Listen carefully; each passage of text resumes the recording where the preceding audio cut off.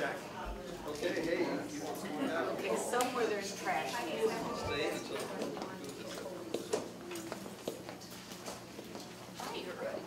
I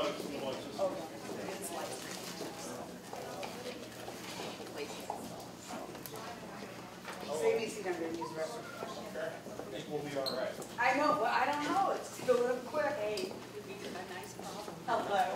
I just noticed those unit speakers. Those are just really There you go. Dual purpose shoes, right? Hi, Brent. How are you? Good. Okay. One of them you sit there. You put your chairs for the question. So whoever goes first to be voting goes second. So, hello, how are you? You know, send this, but then everyone says they have to mail it back. That's the actual agreement.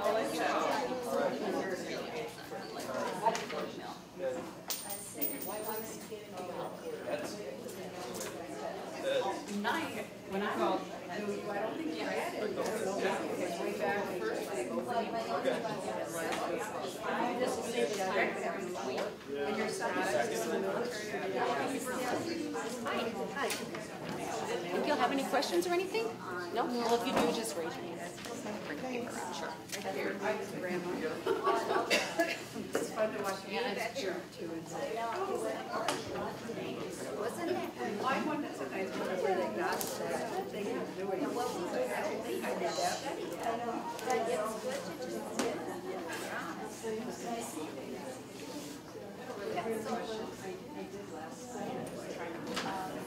Well, keep that on easy ones too. You might have a or when it comes to you can just yell out. Yeah. Yeah. Because we always like that. No, you are. Because you got more than that. I'll do whatever you want. Oh, I get you off. On occasion, if there's a need for let's say, 2 minutes for opening, 2 minutes for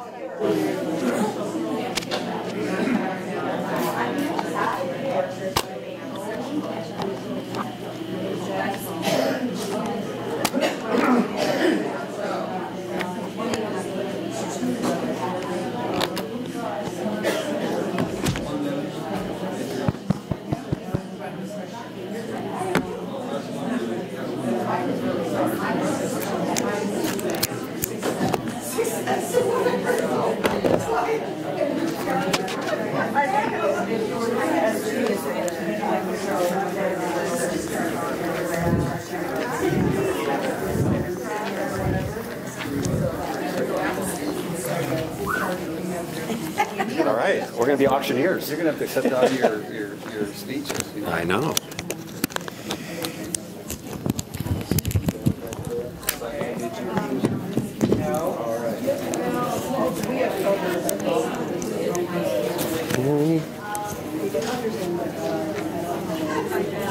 What's the rule on rebuttal? Unlimited. Yeah, it says each candidate has 2 rebuttals and they have 30 seconds. Okay, so we can hold it. And each question, each answer gets, for each answer. So it's a question is asked of a person, and then you get 2 minutes to answer, and then if the individual chooses to rebut, the rebuttal is 30 seconds. They get 30 seconds. Yes, so they 2 minutes.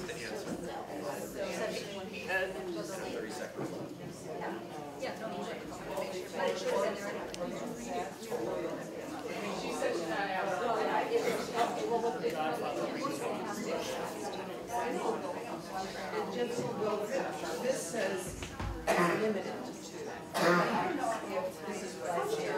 Oh, yes, okay.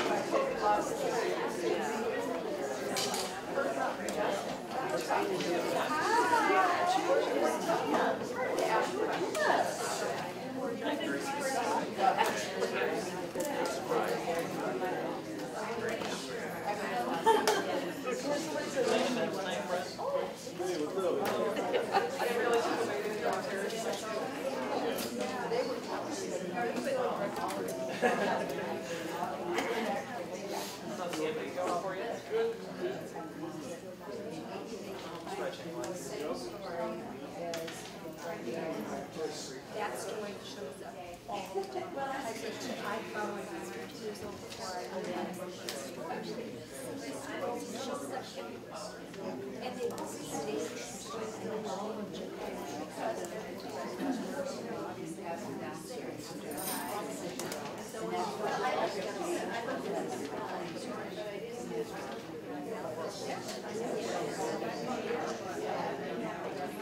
yeah, I did. There's a lot of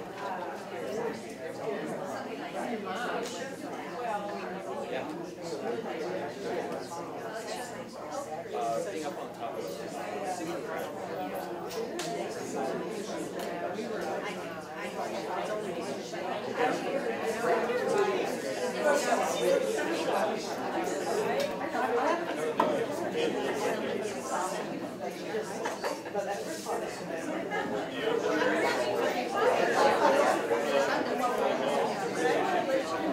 The library. There's no glove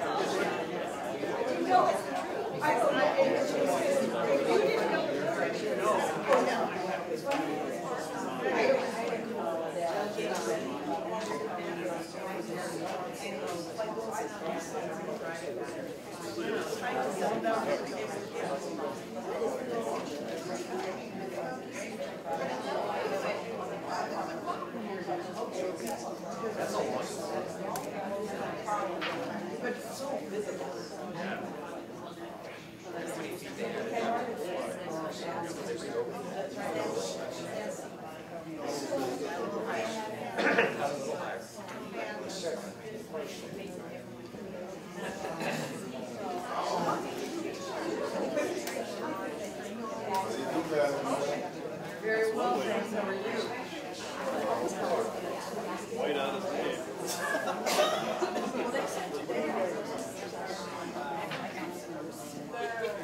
yes. I did. I know there's right. So they're watching.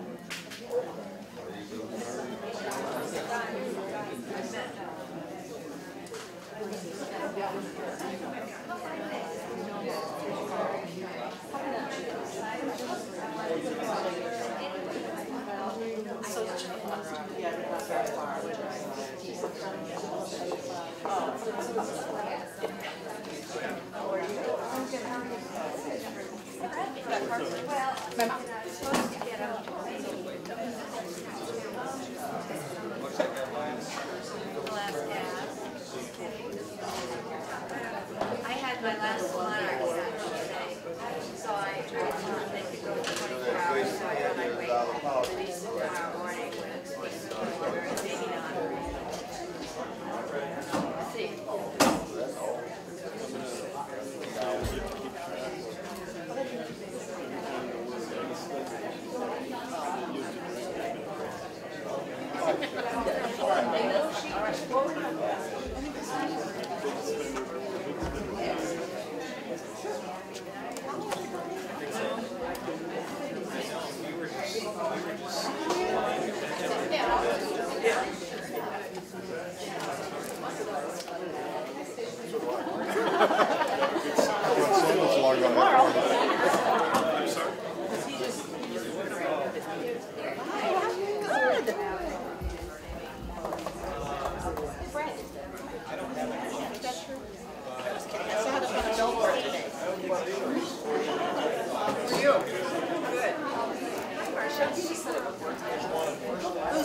phones. You don't want them to wear them. You just want them to have them just sit there.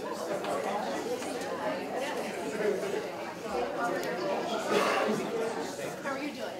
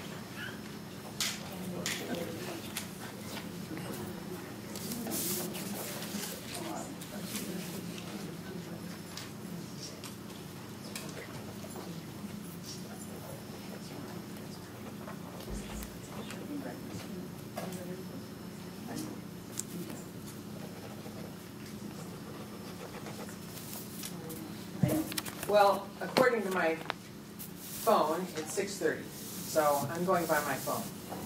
I don't think this is on. Is it on now? Can you hear? Can you hear now?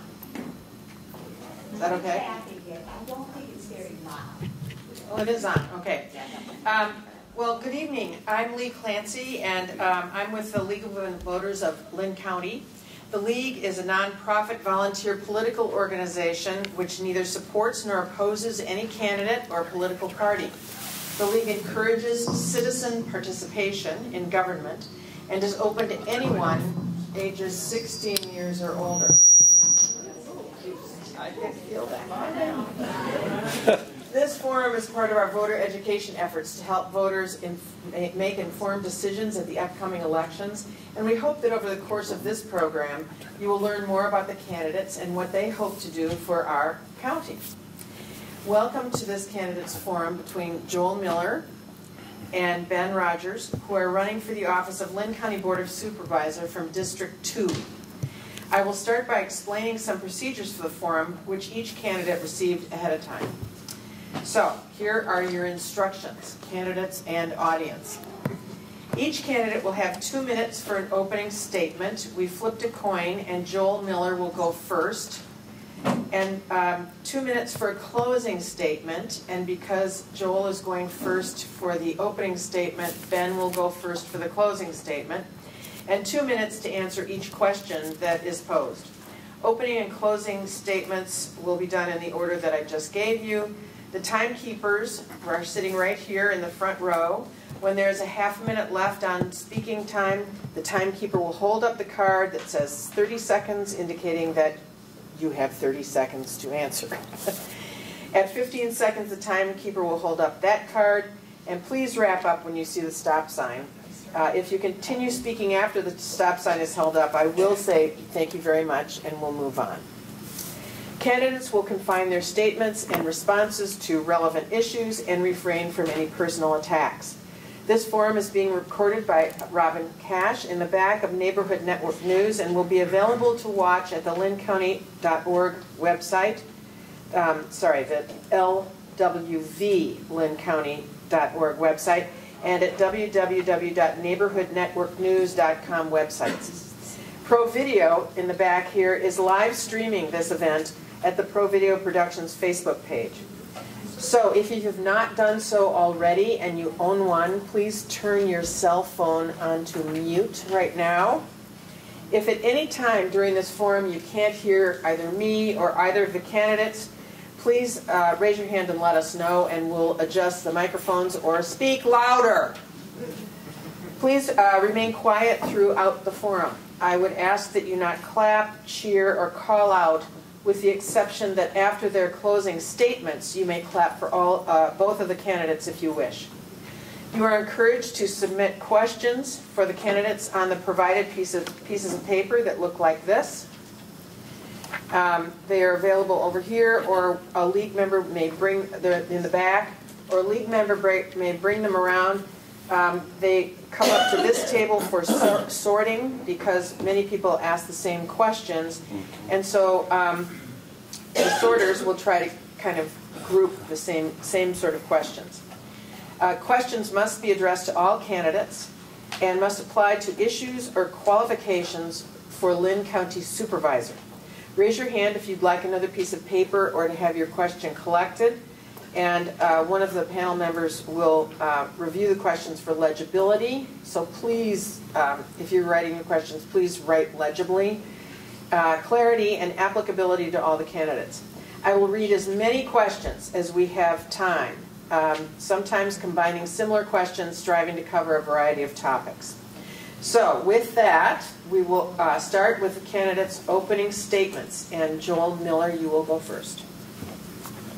Shall we try the mics? Yeah, I think so, yes.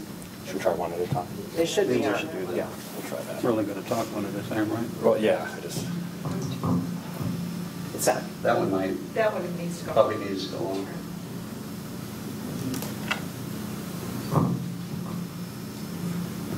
Good evening. Wow. I'm Joel Miller. Do you want to turn down the volume or not? Yes. Do you want me to hold it out here? I don't know who's controlling it. Okay, over there. Good evening. I'm Joel Miller. Thank you to the League of Women Voters of Linn County for hosting this forum between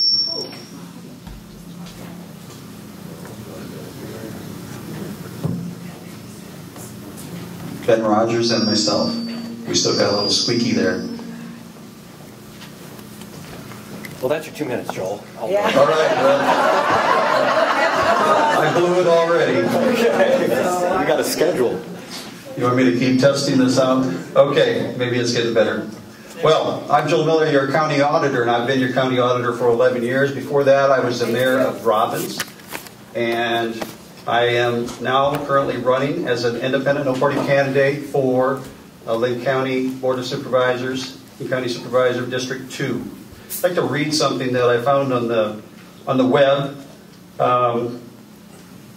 and I quote, "When it comes to local governments, the Board of Supervisors is an unusual breed of government. What makes it unusual? The fact that we have to run as partisans for a position that really isn't or shouldn't be partisan. The Cedar Rapids City Council members, for instance, do not have to run as Democrats or Republicans, but state law requires that we do. Potholes are not Democrat or Republican issues. It's simply a pothole that needs to be filled. Helping people with mental health issues, physical and intellectual disabilities are not partisan issues. Ensuring that local workers have a level playing field to work on local reconstruction projects with a good wage should not be partisan. I'm in favor for a change in state law that would make Board of Supervisor races nonpartisan." The author of that blog post is Ben Rodgers. He wrote that in December 22nd of 2011.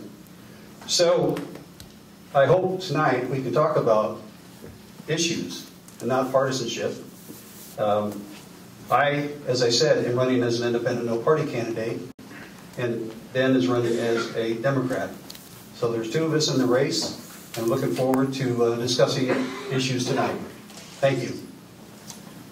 Thank you, Mr. Miller. Mr. Rodgers? Thank you all for attending, and thank you to Auditor Miller, and a special thanks to the League of Women Voters who put on this forum and allowing us the opportunity to answer your questions and share our different visions for moving Linn County forward. My name is Ben Rodgers. I was born and raised in Cedar Rapids. I attended the University of Iowa. I was a volunteer firefighter in Mount Vernon, and my wife and I are proud to be raising our two children, Kieran and Penelope, in Linn County. I tell you this because Linn County is incredibly important to me, and I have a vision and plan to help us move forward. I'm running for re-election for 3 reasons. The first is to ensure that individuals with mental illness, disabilities, and substance abuse challenges have a voice and an advocate on the Board of Supervisors. I call Linn County the safety net for the safety net because we are often the provider of last resort. And it's for these reasons that I'm working to create a behavioral health access center, which will divert individuals with mental health and substance abuse issues away from hospital emergency rooms and jails to treat their illnesses. The second reason is your county taxes are lower today than when I started in 2009. And I have helped accomplish this by reviewing each line of every department and elected official's budget, by making county operations more efficient, and being mindful of using your hard-earned tax dollars. And Linn County is one of the only counties in Iowa, and one of the few in the nation our size that has a AAA bond rating, the highest possible rating. And lastly is to continue to implement business principles and practices to make Linn County operations both more efficient and effective through Linn County's customer-centered culture initiative. Our goal is to enhance both your experience and your expectations when doing business with Linn County. So I do look forward to taking your questions this evening. Okay. Did that go back on? All right. I think I can speak loud enough for you to hear me. Okay. I'm going to have alternating. They're going to alternate answering the questions first. So we'll take Mr. Miller first. And the first question is about qualifications. What personal characteristics do you have that make you uniquely qualified for this position? Personal characteristics.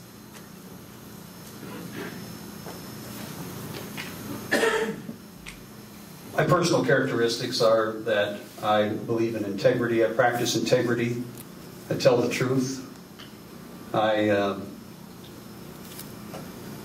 believe I do what's right for the taxpayer on a daily basis.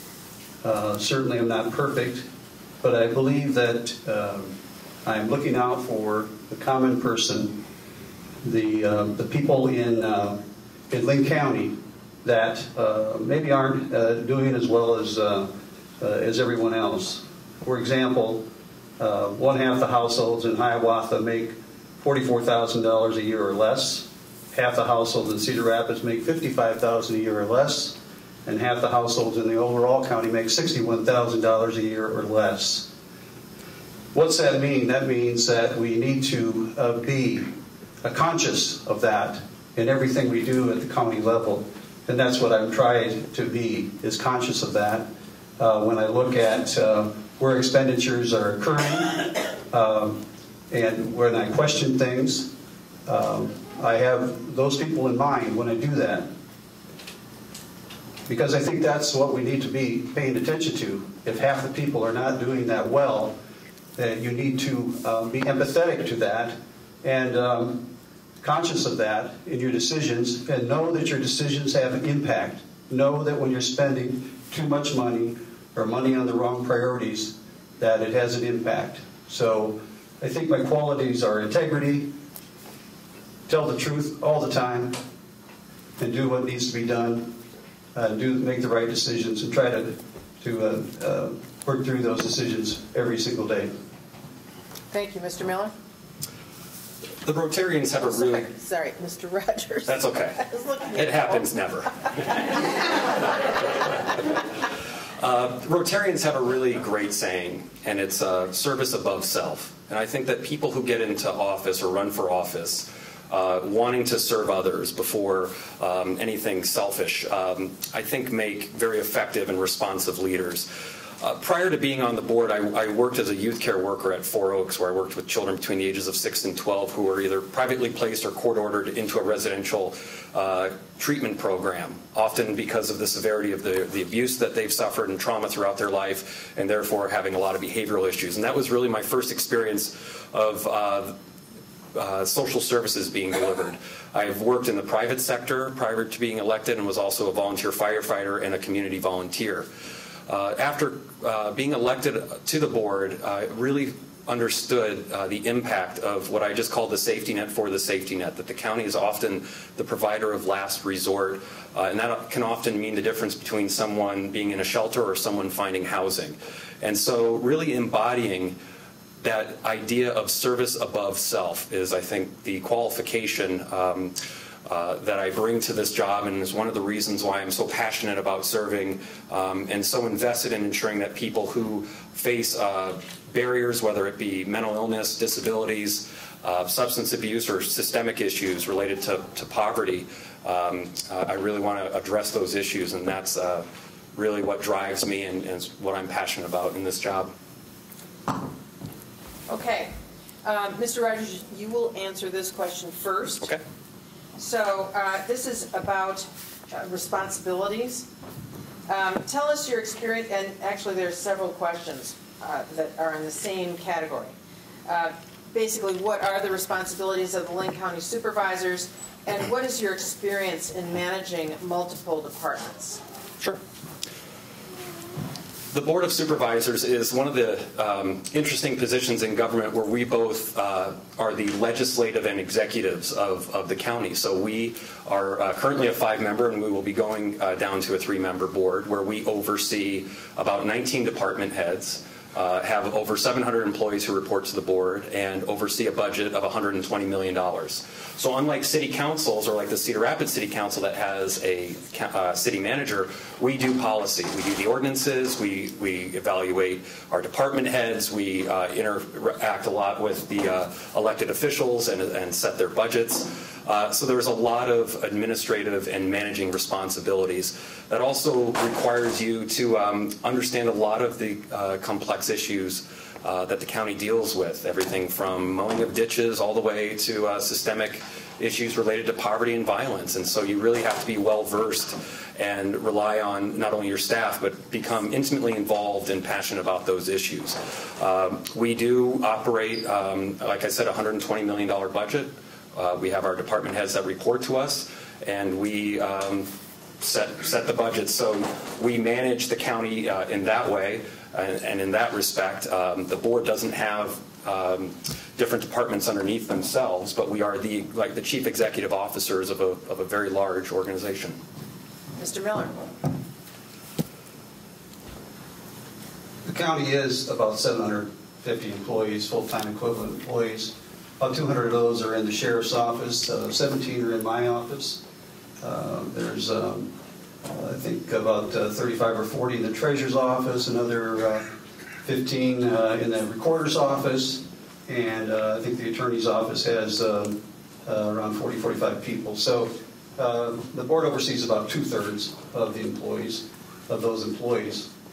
My experience has been that in my past experience, I've got about 20 years of management experience before I became the auditor in the private sector, as well as experience in the nonprofit sector. Actually, Ben and I worked at 4 Oaks of Iowa at the same time. I worked there about 3.5 years as the IT director. But in my past, and another little trivia thing is I worked with Ben's dad, Dan, at Teleconnect. And that's when I came to Cedar Rapids. And that Teleconnect then became Telecom USA and MCI and then WorldCom. And during that transition, I managed people across the country in Cedar Rapids, San Jose, California, Kansas City, Minnesota, Minneapolis, St. Louis, and Chicago. So I had several work groups. I was in middle management there. Went to work for Siemens, managed major multi-million-dollar projects for Siemens in Santa Monica, California, and in Detroit, Michigan, and Charlotte, North Carolina. So my management experience spans about 20 years, so I'm not a rookie at this. I've done it. I've managed managers and set expectations for them to deliver. Okay, and following up, you'll be answering this first, following up on a comment that was made by Mr. Rodgers about going to 3 supervisors. There are 2 questions regarding that. How will having 3 members of the Board of Supervisors change the working of the board? And along with that, how is the work going to be divided up? Well, I think how the work will be divided up amongst the 3 is yet to be determined when the 3 get together. and they'll do that in January of 2019. I've been the auditor, so I've during the transition from 3 to 5, and now it'll be coming back to 3 again. So I saw how it worked when there was 3 people there. Certainly, the advantage that's talked about with 5 is the collaboration that it can occur by any 2 supervisors to discuss things. I also view that as a flaw. A flaw in that I believe that decisions and lots of discussion that occurs upstairs in the private sanctity of offices upstairs on the 3rd floor are not occurring in the public view in the meetings where they should be occurring.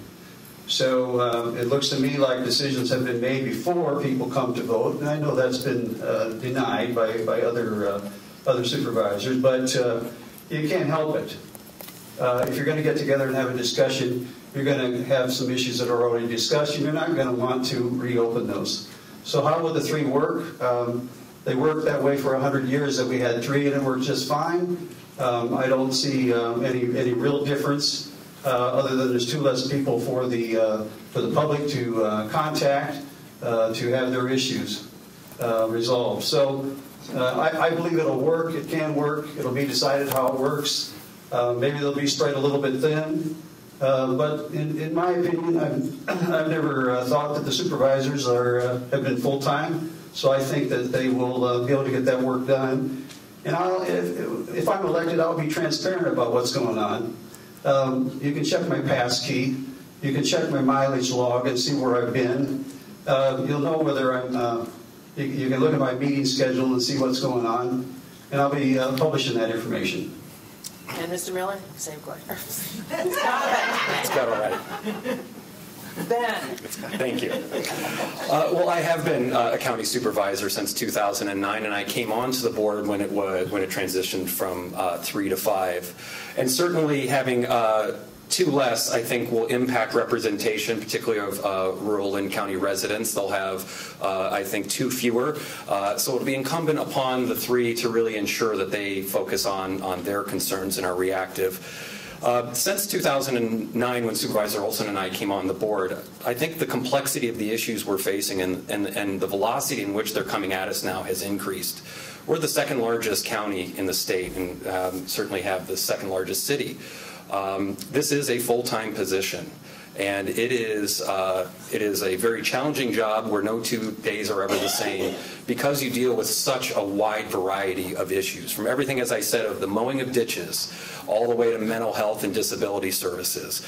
And so it will be very interesting having 3 members, and I think maybe one of the benefits is you'll see a lot more robust discussion in public, and certainly if you watch our meetings, there are many times you can tell we have not discussed an issue and we are fleshing it out for the first time in public, and so maybe that will lend itself to more discussion. But certainly having that ability to walk into Supervisor Walker's office or Supervisor Harris and say, I have an idea, can I bounce it off of you? I think that helps make good and better policy, and now that is a quorum. So I think a lot of decisions we'll be making will be on the fly and in public.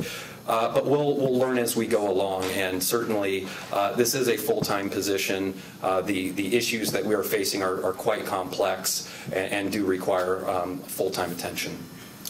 Okay, keep that microphone. Okay. All right, you will answer this next question first. It's actually a 2-part question. Okay. You're both elected officials, or have been. What is your greatest success as an elected official? And what's something that you might like a do-over on? How will those things inform your work as a supervisor? I would like to have gone second. That's a great one. That's a wonderful question. And you know, I was incredibly, I'm very proud of something that is still in the works, and that is this Behavioral Health Access Center that I'm creating in partnership with law enforcement, Linn County, both area hospitals, mental health and substance abuse providers, to really create a co-located facility with all these service providers where individuals can finally be diverted out of emergency rooms and jails due to their mental illness or substance abuse. So it's not up and running yet, but we have RSM, which is McGladdery's project managing this, and it will be one of Iowa's first access centers, and that is something that drives me, I think, every day, because this has the potential to fundamentally change how we treat people with mental illness and substance abuse. I would say a close second was certainly increasing the minimum wage. In terms of a do-over, I'm sure that there was, we have a variety of issues that we hear from residents on, and I'm sure that there were budgetary considerations that we made, that certain programs we didn't fund. It's hard to really think of something I really would like to do over. We made a lot of decisions pretty quickly during the flood where we didn't have a lot of information, but I'm proud of the way that we rebuilt. I'm proud that we focused on local labor. If I had to do something over again, it might be, I'm hearing from rural residents the fact that the board, I think prior to us coming on, or when Brent and I first came on, we banned the burning of leaves, and certainly in rural communities that's putting a lot of burden on property owners who don't have leaf collection, and that may be something where we might want to explore finding more common sense ways to allow them to live the rural lifestyle. Thank you, Mr. Rodgers. Mr. Miller? Thank you. As I indicated, I've been the auditor and commissioner of elections for 11 plus years. My vision is every person engaged in local government. And I've tried a lot of different things as the auditor to increase voter turnout, to increase participation, to increase transparency. And just recently, sent out a mailer with a sample ballot. Caused a little confusion, but the benefit of that, I think, will show at the polls on November 6th by the turnout that we have. Remains to be seen, but that's the latest thing that I've tried. We have more satellite polling places this year than we've ever had due to hiring a voter outreach person. I've had a voter outreach person that was bilingual, that spoke Spanish. So we reached out to Spanish-speaking voters and constituents during that period of time. So it's been an ongoing try things. Some things work better than others. But if you don't try anything and you just maintain the status quo, that's a safe place to be. And that's where I see a lot of people in government. They want to be in a safe place, not doing things that might get them on the front page of the paper. So I stand behind what I've done. What could I do over in 11 years? Well, you know, you probably are thinking of something, whoever wrote that I could do over. But you know, I think. I think there's always things you can do. I said up front, I'm not perfect. I don't think you're going to have perfect people running for public office. That's not going to happen. And with the way the qualifications seem to be headed, maybe nobody's going to be qualified. Okay, keep the microphone. Okay. I was asked to use the microphone. I don't know if this is on or not. We can hand you our microphone. Okay, does that one work too? Well, but they're doing crosstalk, so you might want to just use Well, maybe they want if I'm over here. Want to give it a go? Yeah, see if we can, see if we can do that. We're all in this together. Is it on?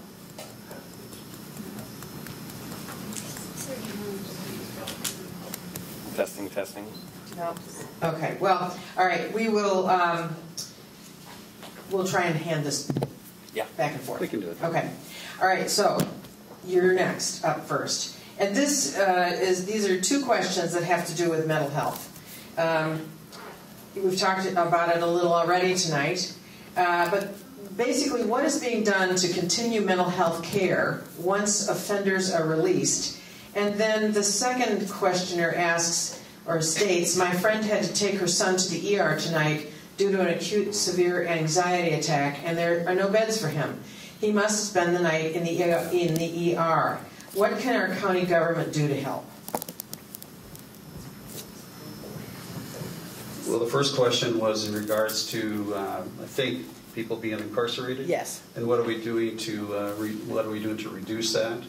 I think we're trying to get them help when they leave the jail. There was a recent update from the director of the Linn County Community Services in regards to this, trying to, as people are leaving the jail, to give them the information to, for example, make sure they're getting back onto Medicaid, Medicare, that they know that they can call Foundation 2 or various agencies to get help. So I think we're trying to ensure that we're getting those people care when they're exiting the jail, so that hopefully they won't reoffend and get back in there. That they will have medical coverage, so they can get assistance for their medical condition if they have one. And we all know, or at least I think it's a common fact, that the jails have kind of become de facto holding places for mentally disabled people, that something like 25%, 30% of the prisoners are there because of some mental condition. Yes, there's been an access center proposed by Linn County by Supervisor Rodgers. I think there's also several that have been proposed by the governor to get out there. So I'm waiting to see what the state's going to do. We certainly don't want to duplicate efforts and spend $3.5 million if the state is going to come up with some funding to provide some state-funded programs. Looks like I don't have time for the second part. Okay. As Auditor Miller mentioned, there's a lot of concerted effort to ensure that people who, once they're incarcerated, you may or may not know that when someone, if they're on Medicaid and they are arrested, even if they are found not guilty, they lose their Medicaid eligibility during their time in jail, and they have to reactivate their Medicaid. There's a lot of effort to make sure that people, they have a number that they can call and they get that activated. That can oftentimes happen very quickly, or sometimes that can take months. And if you need psychotropic medication, if you have depression, those days matter. And so really getting yourself covered helps to at least try and break that cycle of recidivism of whatever it is that may have landed you in jail. So there's the RISE program. There's a lot of Fresh Start Ministries. There's a lot of nonprofits out there that really try and connect people to services, whether it's transportation to get to their psychiatrist or doctors. We really try and surround people with services to make sure that we really try and end these cycles of recidivism. And to the person on that second part, I'm very sorry to hear about your friend. And I think that that is an unfortunate, very common occurrence of people having to go to the emergency room for crisis. It is one of the most inappropriate places to treat someone in crisis as an emergency room, as is a jail. And that is because emergency room doctors do not have a place that they can safely divert people to. And that is why I am creating an access center. And yes, the state has proposed that they would like some in the state of Iowa. They have not funded it. They've barely written the rules, and there's no application process. And so I'm not going to wait for the state to take several years to figure this out, because there are people sitting in emergency rooms who do not belong there and should not belong there. Okay, I'm just going to stand here because you're going to answer this question first. This is about homeless shelters. Sure. All of our homeless shelters are full. Where will homeless families go? You know, as I said before, you know, we're a growing community, and part of those, part of the challenges and opportunity of becoming a growing community is we're seeing higher incidences of poverty, and certainly I think we're seeing more instances of homelessness. Certainly since I can remember growing up here. If you go underneath any overpass, any bridge, you will find either people there or evidence that people have been there or will be coming back. I recently did a point-in-time count from, it was midnight till 4 a.m. It's done twice a year, and this was in the low battery, in the summer, and we found 30 people.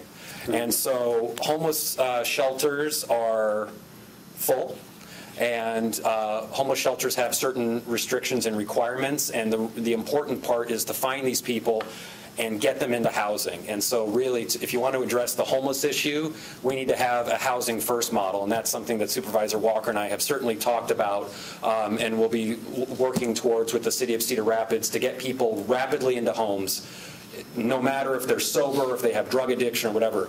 Take care of sort of that Maslow hierarchy of need of food, safety, shelter. Get them into a home. Get them services.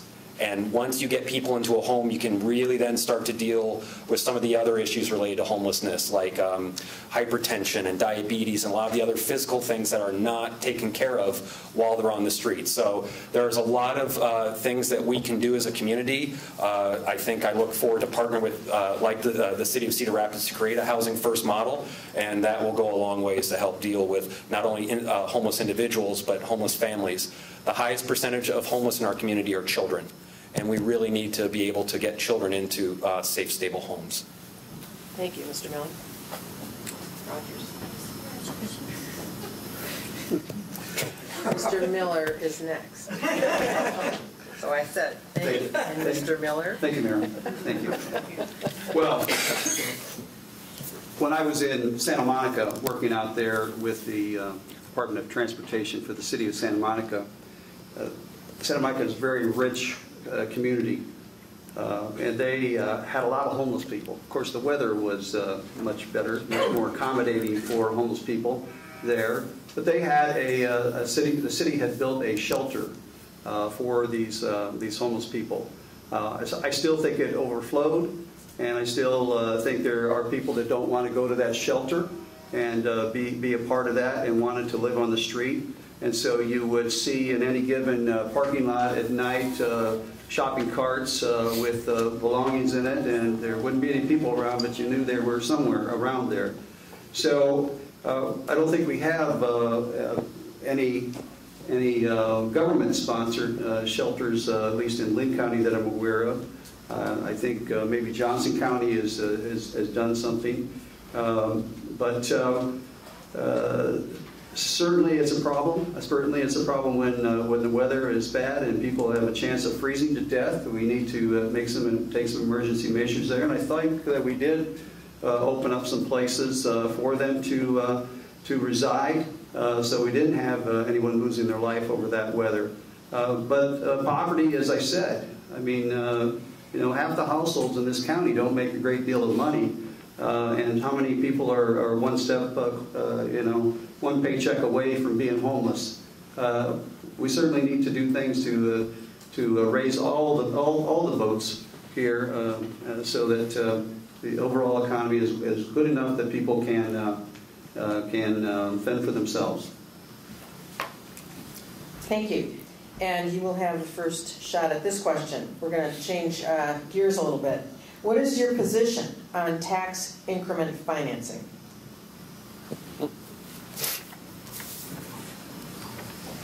Well, the county doesn't currently use tax increment financing. Certainly the cities of Cedar Rapids, Marion, Hiawatha have used it. Certainly you're referencing the article in the Sunday paper about tax increment financing. It is one of the only tools that cities have to finance development projects and expand. And so, of course, being that's the only tool that they have, that's the one that they use. And I think the article in the Gazette was clear about the use of that tool by the cities, because there's not much else left for them to do. We already have a local option sales tax. We have we pay an extra penny for the schools. That's the only thing that's really left. Counties have not. This county has not went that route. Other counties in the state that have using the windmills for power generation have used it to build facilities to those. So my position is that certainly I don't believe the county has a need to do that at any time soon. I have not seen any requirement that the county do it. The cities are going to do what the cities do, but my position is that should be certainly a last resort by the county, and I don't see anything on the horizon that would justify the county using tax increment financing at this time. The county can only offer tax increment financing to businesses that reside in the rural unincorporated area of Linn County. And I think there's, in the time that I've been on the board, there's only been one TIF, tax increment financing, given or in front of us, and that was MSI Mold Builders, and that was all public discussion. They were talking about maybe moving their facilities and operations to New Jersey. We had already had a TIF in place. So that's the only TIF that I'm aware of, and again, it's very restrictive, and there aren't many businesses that reside in the rural and incorporated outside of a municipality.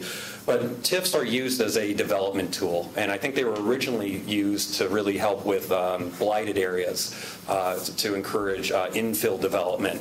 But they, Hiawatha uses them, Cedar Rapids uses them to attract development and businesses. Certainly having, that's one tool in the toolbox. It's not the only one. Having a good quality of life, having quality of life amenities that attract the next and now generation or make people want to live and stay here is critically important. Having an educated and trained workforce helps businesses make decisions on whether or not they want to come here. Certainly tax increment financing helps with their bottom line, but a TIF is only as good as the employees that are able to work there, or the facilities that, or the amenities that are offered, or the quality schools. And if you don't have those, then TIF really doesn't help you incredibly. And I would hope, as TIFs are starting to be closed out, and I know that there was an overpayment of $2.7 million to the city of Cedar Rapids, that the auditor's office does put some processes in place to ensure that those kind of overpayments are known ahead of time, monitored, and not having such a high dollar sticker shock at the end of a TIF. Thank you. And this will be your first answer. The city of Cedar Rapids is needing somewhere in the neighborhood of $78 million to address flood control. What responsibility does the county have in this, and what is the county doing to protect its largest tax base? Good question. The city has not formally requested a dollar amount from the county yet, although they are certain to be coming to us shortly to help with their gap in flood wall protections. And of course, we have vested interest with the courthouse and the jail being on Mays Island, so anything that they do will impact the island. But counties are restricted in the amount that we can bond for projects such as flood wall protection. We can only bond up to $1.5 million. And so this will require the county to ask the voters to decide how to use our bonding capacity. And certainly we would want to be involved in the process of designing the flood wall system with the city, the aesthetics of it, who the contractor is. We want to be, if they're going to ask the community for a large sum of our bonding capacity, we really need to be intimately involved in the beginning and not just write a check at the end. And we also need simultaneously to be designing protection for Mays Island. A lot of the times with Mays Island, even though the water isn't going over the flood walls, it is the pressure that is put on the sewer system that creates backup into our sub-basements and creates some challenges. So we have to both ensure that our infrastructure on the outside we keep the water out when the water rises, but also when there is pressure on the storm sewers, we also have to have the ability to respond quickly. So everything in the jail, everything in the courthouse, and the basement is not critical to its infrastructure. It's conference rooms, it's things that can be moved and cleaned quickly, but certainly with the time remaining, if Cedar Rapids shortly will probably start making formal requests and requesting more participation from the county. The new board will have a decision to put that on the ballot, and then the community will have to decide. Let me quickly address the comment made about the $2.7 million. If you read the Gazette article, you hopefully read that the city disputes that amount. That's why there needs to be a reconciliation of those dollar amounts. They don't agree that they've overpaid, and they don't believe that it'll be that amount. So it's good that it saw the light of day. That's because of the transparency I brought to that issue, and that's the transparency I brought to many other issues that have been in the paper, because it wouldn't have been in there had it not been for my transparency on that particular issue. 59% of the population in Linn County resides in Cedar Rapids. 60% of the workers in Linn County work in Cedar Rapids. We should not have to wait for the city to come to the Board of Supervisors to start talking about what we're going to do about flood control. They have the budget right here. Not a dime has been allocated for flood control in this year's budget by the Linn County Board of Supervisors. Why not? It's not, Mays Island is not the city of Cedar Rapids, part of Linn County. Why are we not doing something proactively? Why are we not working with the city of Cedar Rapids and going to them and saying, how can we help? Why is it that we're waiting for them to come to us? We should be going to them. They're a part of us. They are the manufacturing center of Eastern Iowa. Linn County is the manufacturing center of Eastern Iowa. And where does all that manufacturing capacity lie? In Cedar Rapids. I've lived here 32 years, almost 32 years. I've never lived in Cedar Rapids. For 32 years, I've worked in Cedar Rapids. We have a vested interest in ensuring that it doesn't continue to flood, that we don't have to shut down our county buildings every time the water rises, and we need to get with it and be proactive and reach out to the city and quit waiting for them to come knocking at our door. Thank you. Okay, Mr. Miller. The city of Cedar Rapids, we're talking a lot about the city of Cedar Rapids tonight. The city of Cedar Rapids has sacrificed many beautiful historic structures to a concept of progress that not all Cedar Rapidians share. Is there any appropriate role for the county in advancing a more effective historic preservation plan?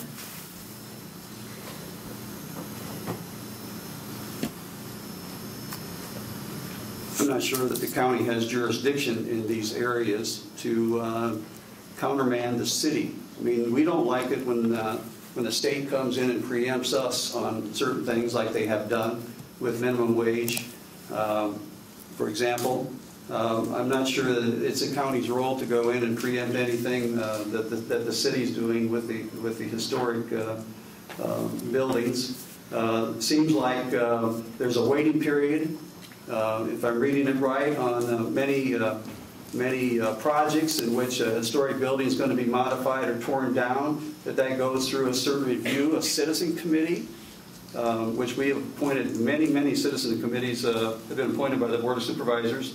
And that committee weighs in on whether something is of such value, historic value, that maybe it is not demoed, maybe it's moved. So I think there's already citizen reviews of this. We give money to other cities for historical renovations, like the Main Streets program and so forth. And we let the cities determine what it is they're going to spend that money on after we've given it to them. So I don't think, certainly we can make suggestions on any number of things as the Board of Supervisors. But as far as requiring someone to comply with something that we have, I'm not sure that ordinances are the appropriate tool. Certainly maybe persuasion and having a conversation would be more appropriate to do that if we think that there's something that we need to have a say on. But I think that would be new ground for us to be doing. I think we've got enough other things to work on at the county level, and that wouldn't be high on my priority list. When the county had the opportunity to sell the Mott building, which is right down on the river next to the police station, the county had purchased that well before I was on the board, and we sold it to a developer. It stipulated that it had to stay in its current form. They couldn't demolish it, but they had to repurpose it. And it is that's one example of Linn County owning a historic piece of property and mandating that it stay in its historic nature. It's now loft apartments, and it's a multi-use, and there's businesses. I believe the county does have like a historic preservation commission. Again, it doesn't have teeth like, and I don't think the city historic commission has teeth in the sense that they can deny, the demolition of a certain building. Certainly, they are there to advise the city council, such as the historic preservation is to advise the Board of Supervisors. We take their advice very seriously. When you destroy an old historic building, It's gone forever. And I think that that's part of the history, when you can incorporate it into community, is what makes a community great. So I would encourage anyone, whether it's historic preservation or anything else, to go to our website at linncounty.org and look at the variety of commissions and different boards that you can be on. If historic preservation is something you would like to be on, whether it's for the county or the city, I'd be more than happy to help you through that process or advocate for you on your behalf. So I do like questions like this. It's not our normal course of business to do historic preservation, but it is it's one of the important elements of county government. Thank you. Okay, really different question. What is the county doing to stop or slow human trafficking in Linn County? That's a great question, I think, for law enforcement.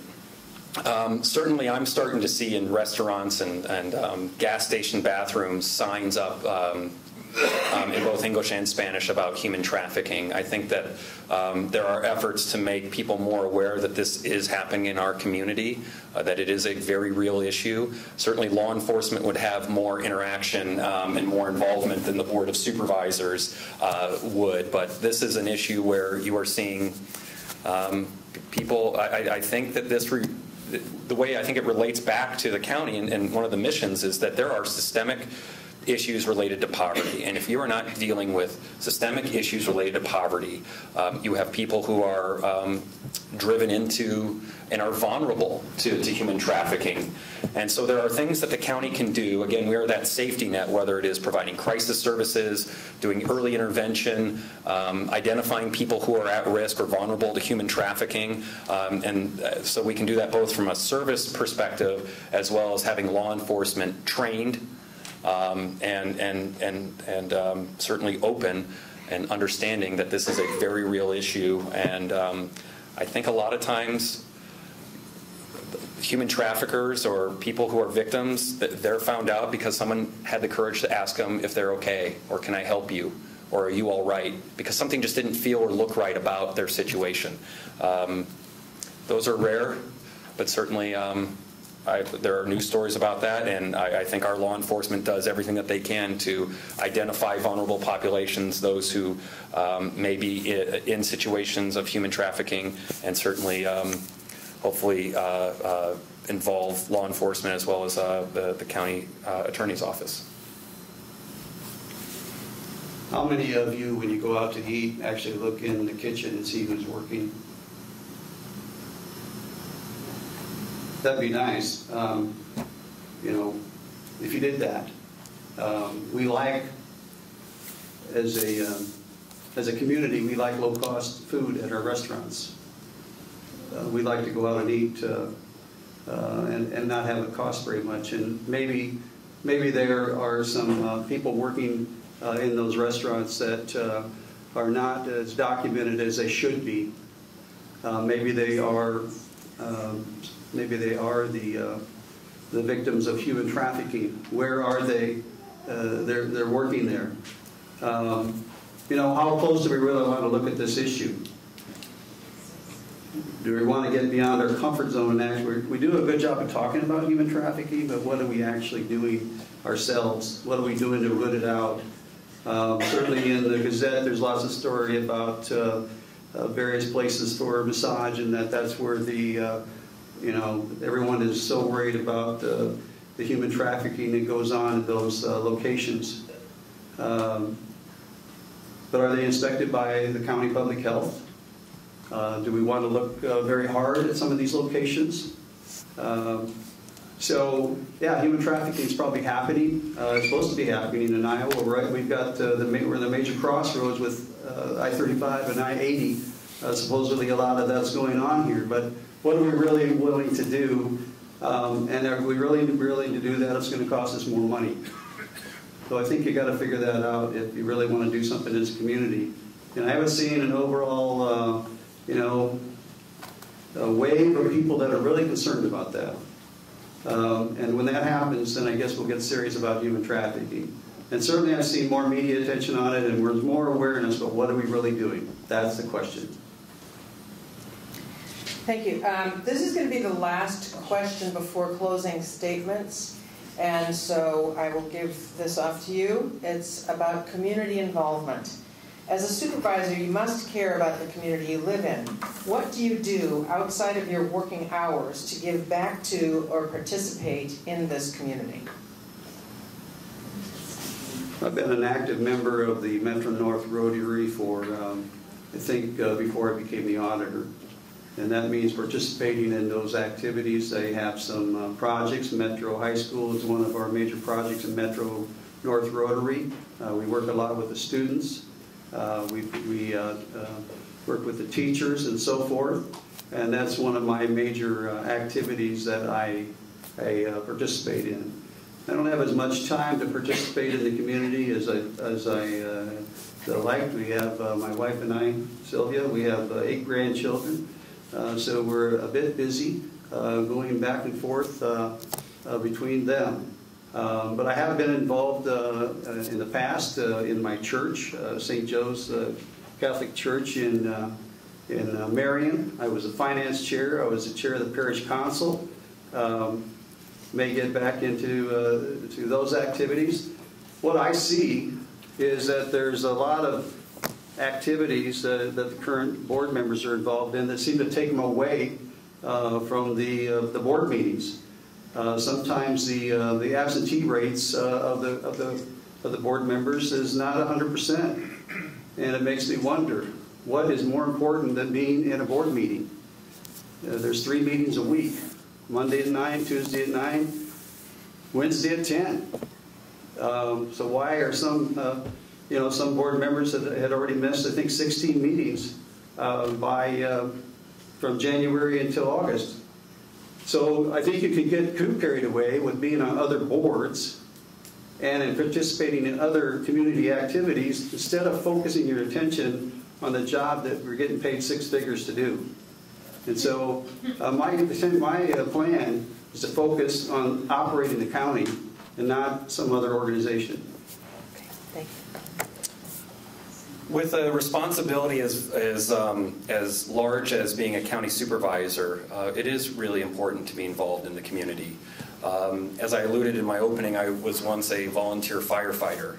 That was important to learn about emergency management. And I was brought up to be involved in the community. My father is a volunteer paramedic. My mom serves on a lot of nonprofit boards, and my wife is a court-appointed special advocate for people who are in the foster care system. She advocates on behalf of children. We take our son, Kieran, into people's homes delivering Meals on Wheels. And I can't think of a better organization if you find yourself with an hour or so and you really want to make a difference. Sometimes these people, that's their only interaction for the day or for a very long time. I was recently reappointed by the governor to the Iowa Council on Homelessness. I serve on the board of the Area Substance Abuse Council. We have a very emerging opioid and fentanyl epidemic. And you can't really learn about these sitting behind a desk. You do have to get involved and to truly understand the issues and how they impact people. I was recently awarded Community Advocate of the Year by the ARC of East Central Iowa because I advocate for people who have disabilities. That helps inform the policy that the board takes up. It helps us create better policy by being involved in these community organizations, either part of our job or outside of it, to really have a universal view of what it means to be a community member here, because not everyone lives in a house, not everyone has a car, and not everyone is able-bodied. So you really have to kind of get out there and experience how they live to make more informed, better policy. And so I'm very proud of the volunteer efforts that I and my family are part of. Okay, thank you. I believe that both candidates will be available for a few minutes after the forum is over, after their closing statements. There were a few questions that we didn't get to because of time constraints this evening, one on ADA compliance, one on online information access, one on the spending of the building on 6th Street Southeast, top 3 issues for Linn County in the next year. I think you've kind of covered those things. And also donations that you have received and accepted during your campaign. So if your question did not get asked this evening, please don't hesitate to ask them after this whole forum is over. With that, we're going to move on to closing statements, and Mr. Rodgers, you are going first. Thank you, Mayor. I want to thank you all again for coming out this evening, and again, thank you to the League of Women Voters for all of their hard work, their dedication and outreach to make sure that people are part of the electoral process. I really love the quote, "Decisions are made by those who show up." So thank you for showing up tonight and with your vote. Auditor Miller and I, we have different visions for the future of Linn County and differences in how to manage the second largest county in the state with a $120 million budget and over 700 employees. Linn County is a growing community, and our rapid growth brings both challenges and opportunities, and will require someone who has a proven record of accomplishment on important and impactful issues like raising the minimum wage, mental health, disability, and substance abuse advocacy, economic development, and quality of life initiatives. A proven record of fiscal discipline. Again, your county taxes are lower today than when I started in 2009, and that includes a recession and flood recovery. And a proven record of creating and maintaining good working relationships with other municipalities, elected officials, nonprofits, the private sector, and the state legislature. The board is decreasing from 5 to 3 members, and it is very important to have a supervisor who understands county government and the need to work together in common cause with others to advance issues forward. It is an honor and a privilege to serve as your supervisor, and with your help, I will continue to work and fight on these important issues. I ask for your vote either by absentee ballot, which starts, I believe, on October 8th. Correct. Excellent. Or on, if you go to the polls on November 6th, and you can find out more about me and my candidacy on my website, benrodgers.org. And again, I want to thank Auditor Miller for this wonderful exchange of ideas, and thank you all for your interest and your questions. This was quite an evening, so thank you. Mr. Miller. I too would like to thank the League of Women Voters of Linn County for holding this forum tonight. I'm running for supervisor to protect the taxpayers and the big spenders on the Board of Supervisors. How? By not allowing any new debt except for flood control and flood protection. How? By collaborating with Linn County cities and school districts to reduce overlapping services. How? By focusing on the day-to-day operations of county government with an eye toward reducing costs while maintaining and improving legally required services. My vision is efficient government for the people. My stance is I'm for the people and not the bureaucrats. And my practice is, if it's not true, don't say it.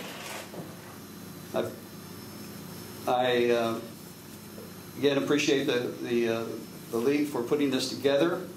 A little bit on the personal side of me, so you know a little bit about me. I grew up at a dairy farm north of Independence, Iowa. But it was not just any dairy farm. It was a dairy farm where we pasteurized, homogenized, bottled, and delivered milk door to door. I learned about customer service at a very young age. I've been customer service focused in every job that I've had. I've been a deputy sheriff, a city marshal, an ambulance driver, a military policeman for 3 years in the U.S. Army. Managed a hotel and worked as an electronics technician. I've worked for 3 Fortune 50 companies, AT&T, MCI, and Siemens. And I've had, as I indicated before, 20 years of management experience in the private sector. I've been an IBM business partner. I've owned my own business. I've served on the South Robbins City Council for 4 years and was the mayor of Robbins for 2 years. I've been the county auditor for 11 plus years. My wife and I, Sylvia and I have been married for 41 years. We have 3 adult married children and 8 grandchildren. Thank you very much. I appreciate your time and your attention.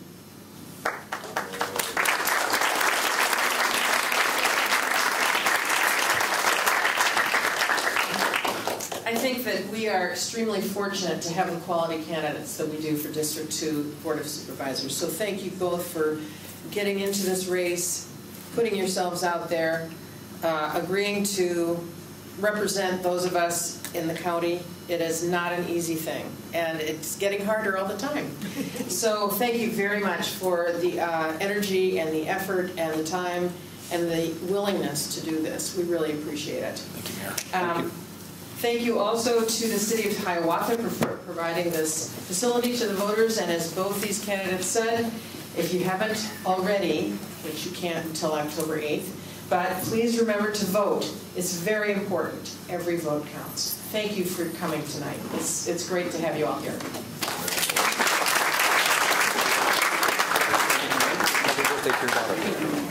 Is that tonight? Yeah, it is. Is it ever thinking Very nice job. Thank you. Nice. Sorry about the name mix-up. No, that's okay. I was about to call you Kay for a minute, but then I thought, You might have got I get an evil eye from my dad. How you doing, Marcia? I'm fine, how are you? Sorry about that.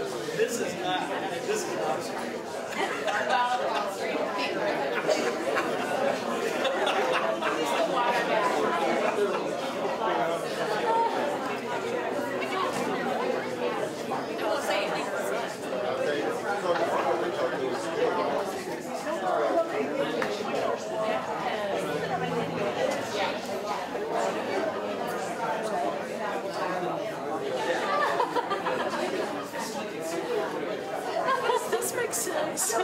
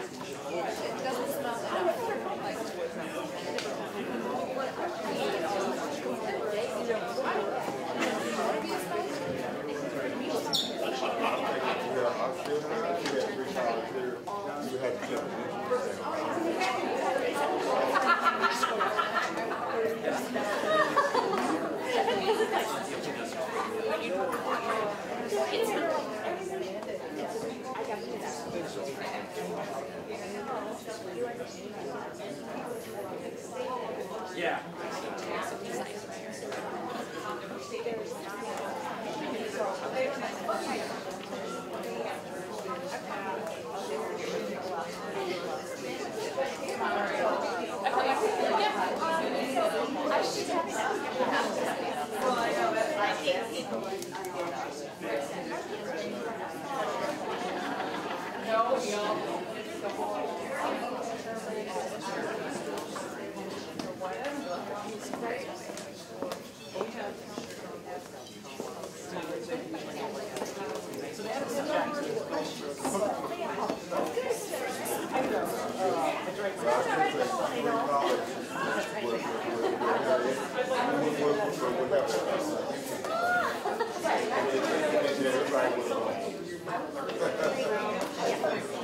There you go.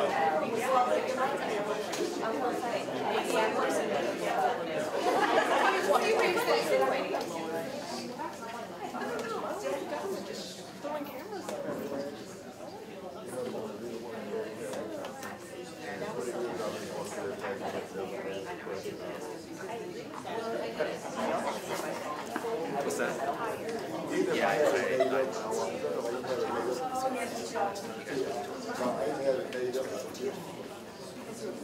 I'm sorry. Yeah.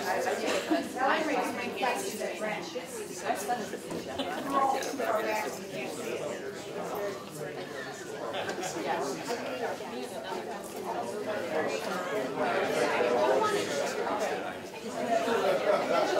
I think my dad.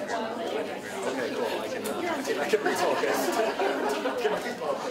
Okay, cool.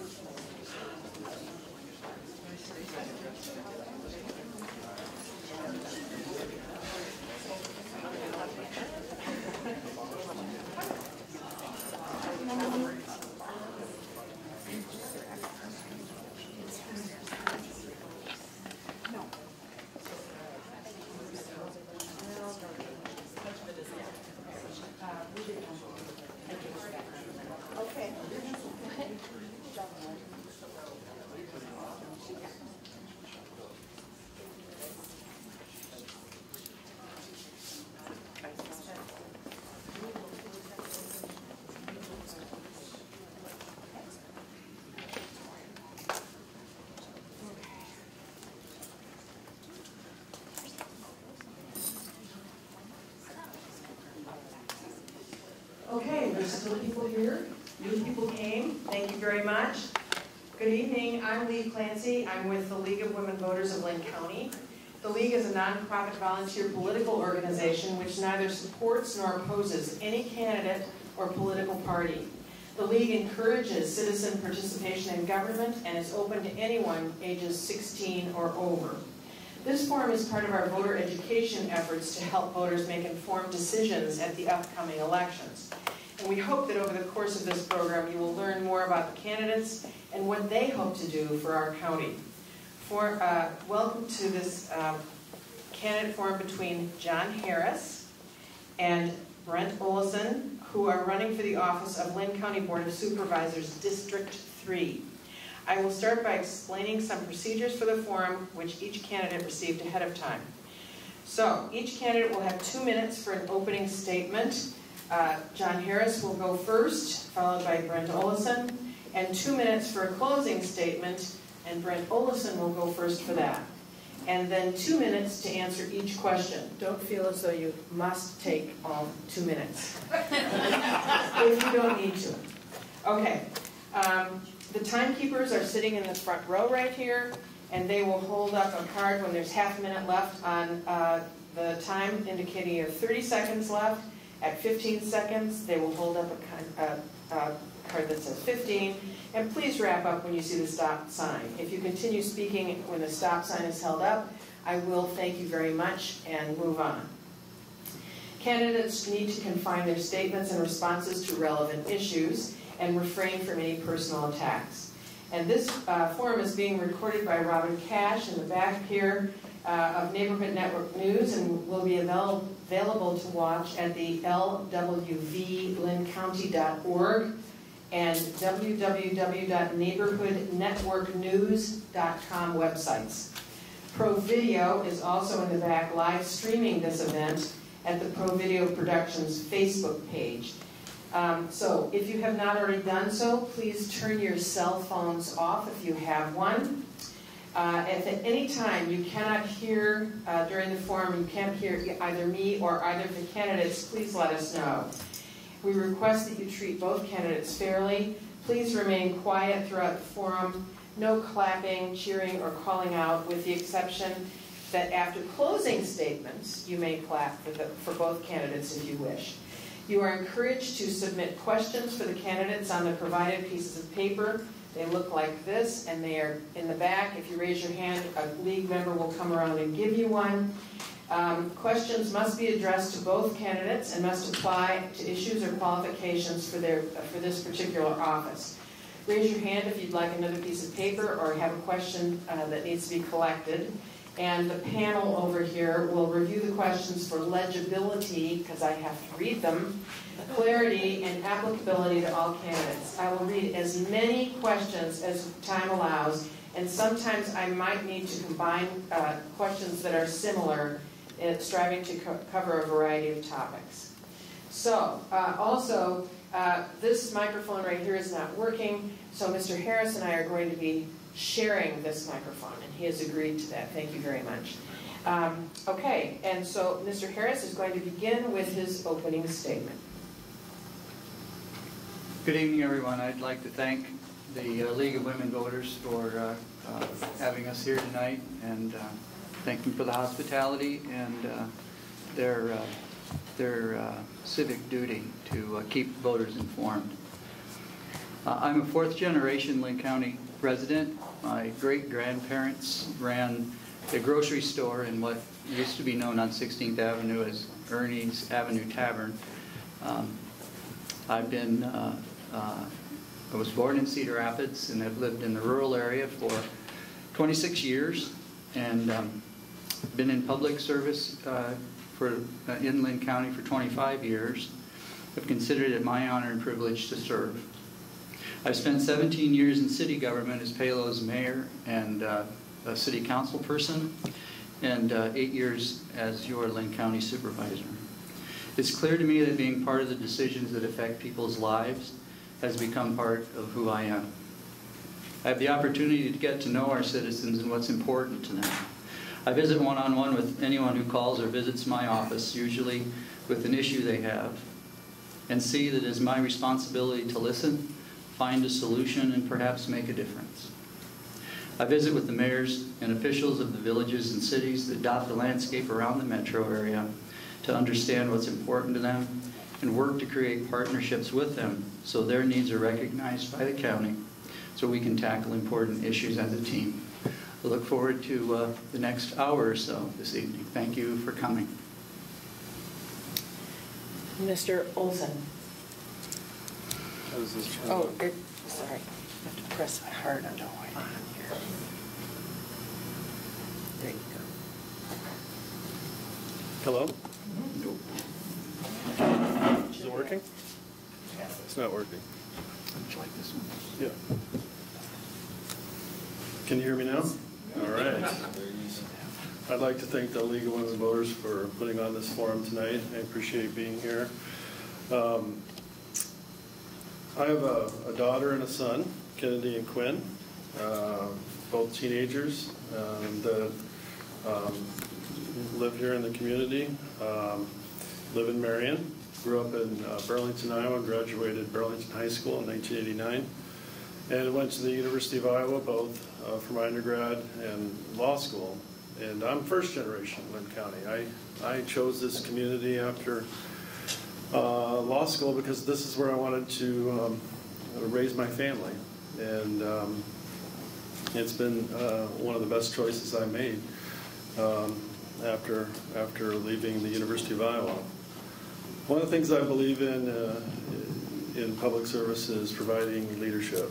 And leadership is more than just managing a system, but I believe it is about going outside of the box and doing things that are important for the citizens. A couple of things that I think are important in our little rectangle called Linn County in Iowa, where we can make a difference as local elected officials, is trying to make our community a better place to live, work, and play. And so I've tried to concentrate on issues like conservation, parks, trails, and outdoor issues that can benefit everyone, all the citizens here that choose to move here like I did. Transportation issues are also things that I focus on, like the completion of Tower Terrace Road, and of course keeping our fiscal house in order so you can afford to live in this community. And so that requires prioritization of the issues we put forward. I look forward to discussing these with John tonight. Okay, apparently we only have one working microphone, so we're going to be sharing a lot tonight. Okay, Mr. Harris, I'm going to have you answer this first, and the question is, there are two people that have asked basically the same question. How will having 3 members change the workings of the Board of Supervisors? How is the work going to be divided up when it changes from 5 to 3? Frankly, I have no idea. It depends on who the 3 are.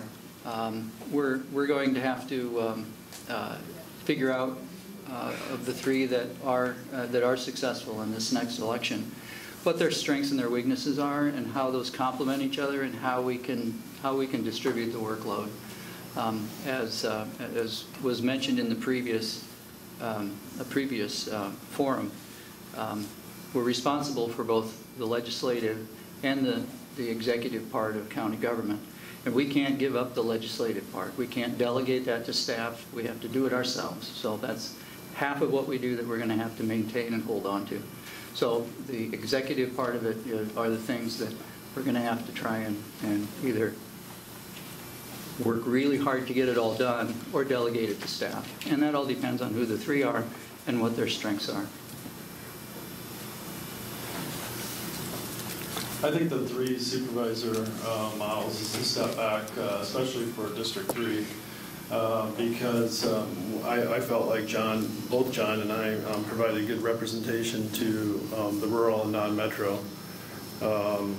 areas of the county, and now that's going to go down to 1 person. So it's going to be difficult, but I think it goes back to this leadership issue, and we're going to have to provide strong leadership to make sure that we stick to core county responsibilities. And we can't be everything to everyone.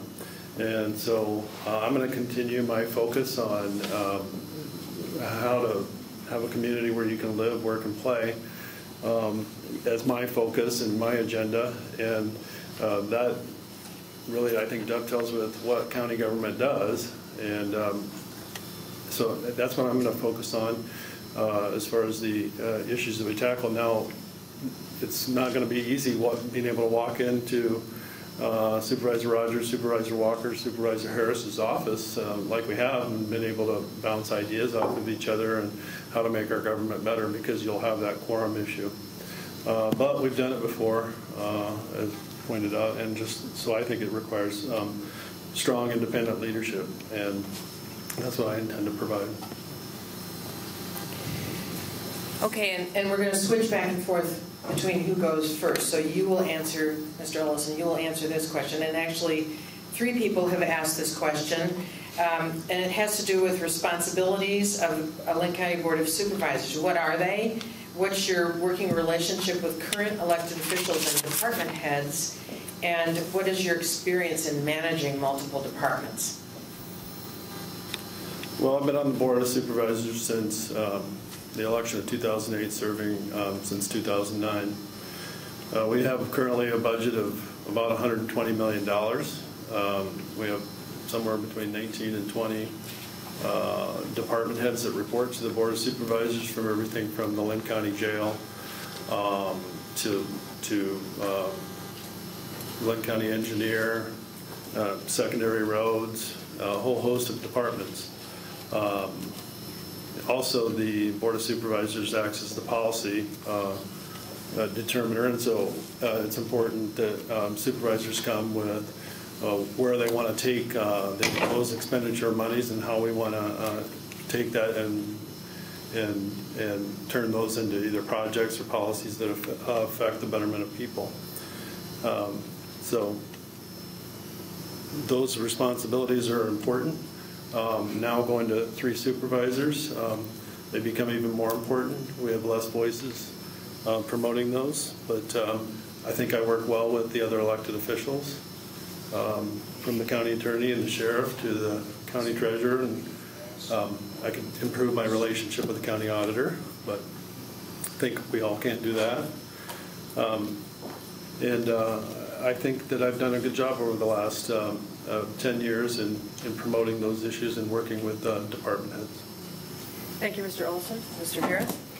Thank you. I agree with Brent. It's the primary duty of each individual supervisor to manage that budget of $120 million in a year. And we have to balance, we have to take a look and divide wants from needs. We have to balance essential services with tax revenues, and we have to make sure that Linn County continues to be a safe place to live and a good place to live. Currently, I think I have a pretty good relationship with elected officials and department heads. I visit most of the departments in our building daily.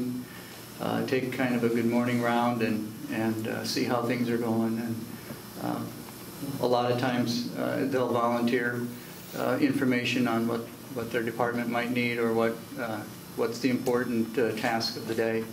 And I think that relationship helps when we start talking about tough issues like budgets and where the money is going to be spent, and who's going to get the greater share, the better share of budget money when budget time comes around.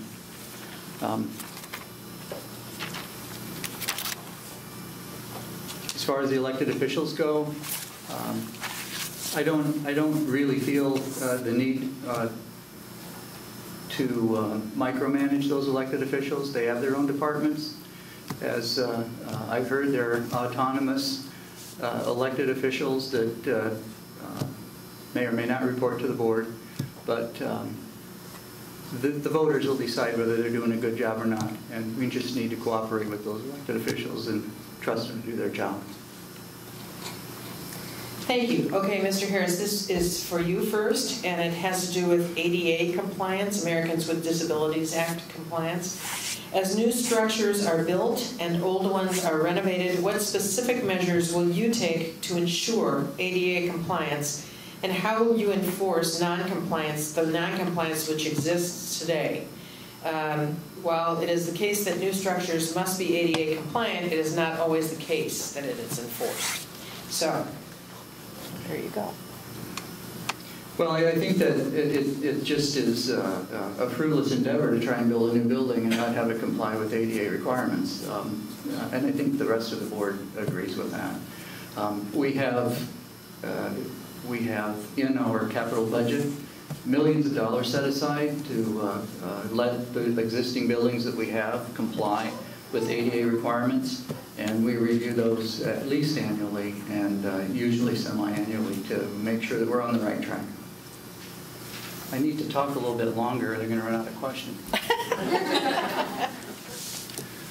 Good question. Linn County's actually been a really good leader on ADA compliance. In fact, with the Americans with Disabilities Act, we actually stepped forward and entered into an agreement with the Department of Justice, spent a little over $100,000, maybe $150,000 on a consultant to come in, and we entered into this agreement with the DOJ so that we'd have time as we encountered ADA issues to remedy them ourselves and on our budget.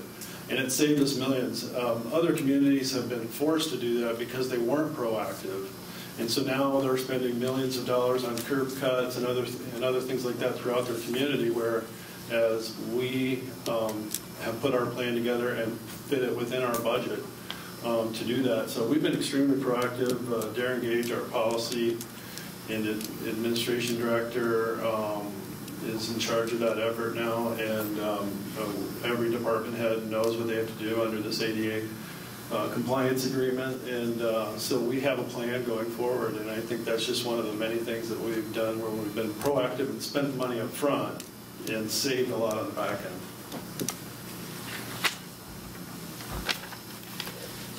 Thank you. Okay, so Mr. Oleson, this is for you. What do you feel is the biggest challenge to representing the urban versus rural residents, and what services are provided to city residents?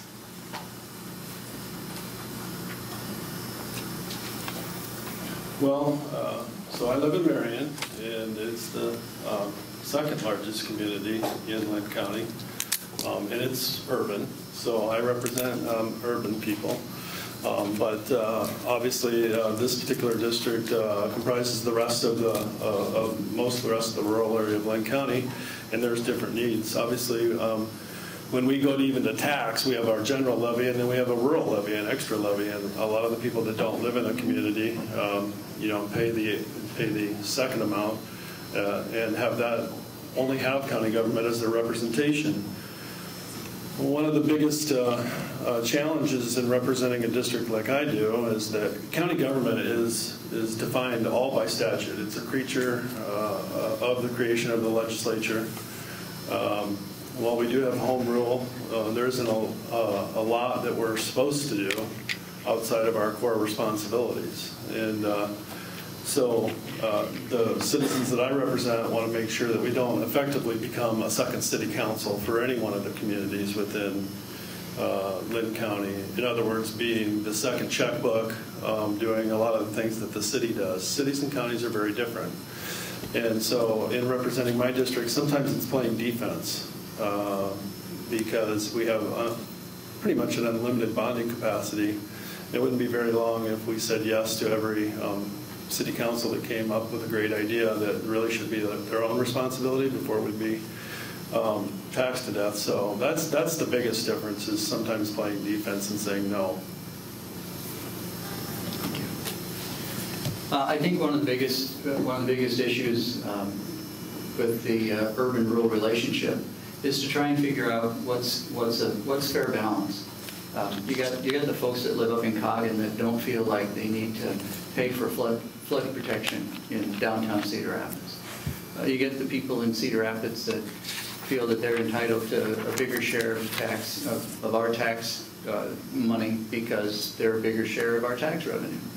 So to try and find that balance, you know, that same person up in Coggin or Walker is getting his road resurfaced because some folks in Cedar Rapids are paying their taxes. So to try and figure out what's right, and not necessarily what's popular, but what's fair, to try and divide and share that tax revenue between the rural and the urban folks.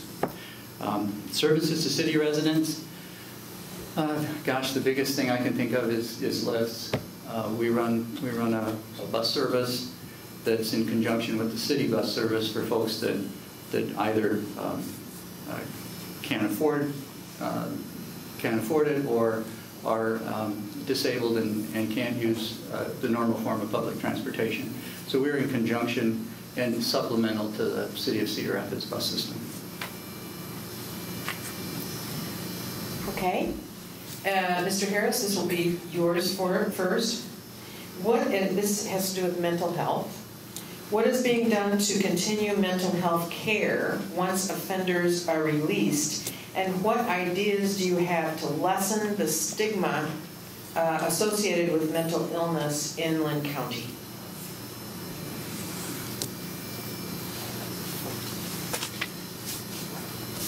I'll try and answer that, but usually when I get asked a mental health question, I go and talk to my friend Ben Rodgers to give me the answer.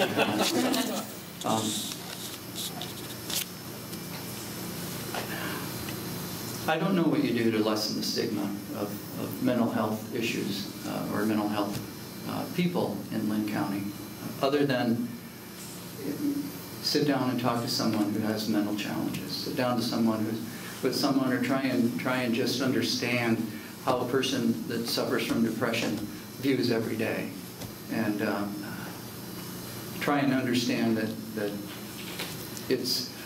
they're just people, and they need our attention, and they need our compassion. And I think if we had a little more compassion towards people that have mental illness or mental challenges, that we can make some steps as human beings and as citizens of this county. And I think that's it. Go ahead. I too rely on Ben Rodgers. But I'll take a stab at it. You know, Linn County Jail can't be our answer for mental health programs here. While there's 99 counties and there's not, our jurisdiction is that little rectangle, we need to be better advocates to the state, and I think the state needs to be better listeners to what we've been saying. Put your money where your mouth is. You know, we need consistent funding, reliable funding from the state for the programs that we administer on their behalf and the federal government's behalf in this regard.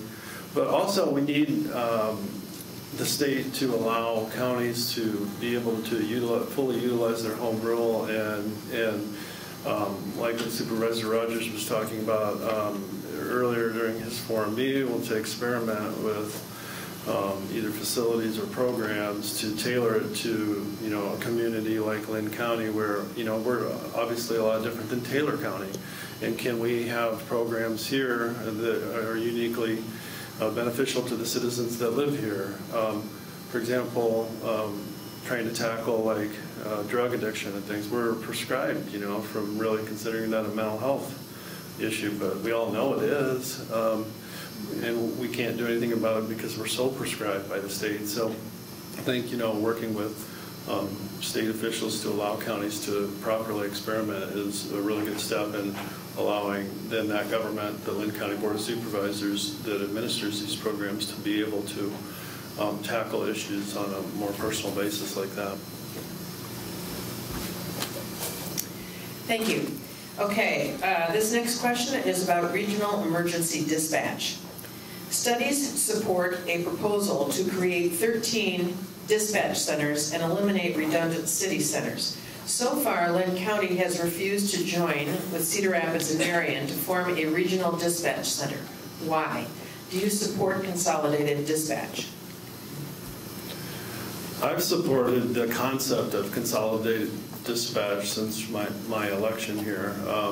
The city of Cedar Rapids, Marion, and Linn County, right after the flood, did the communication system for the towers, so that the law enforcement could talk to each other through that system, and spent quite a bit of money. But they were there at the very beginning, the sheriff, the police chiefs of both communities, and the Board of Supervisors and the City Councils working to make sure that that major expenditure and system was implemented in a cooperative way.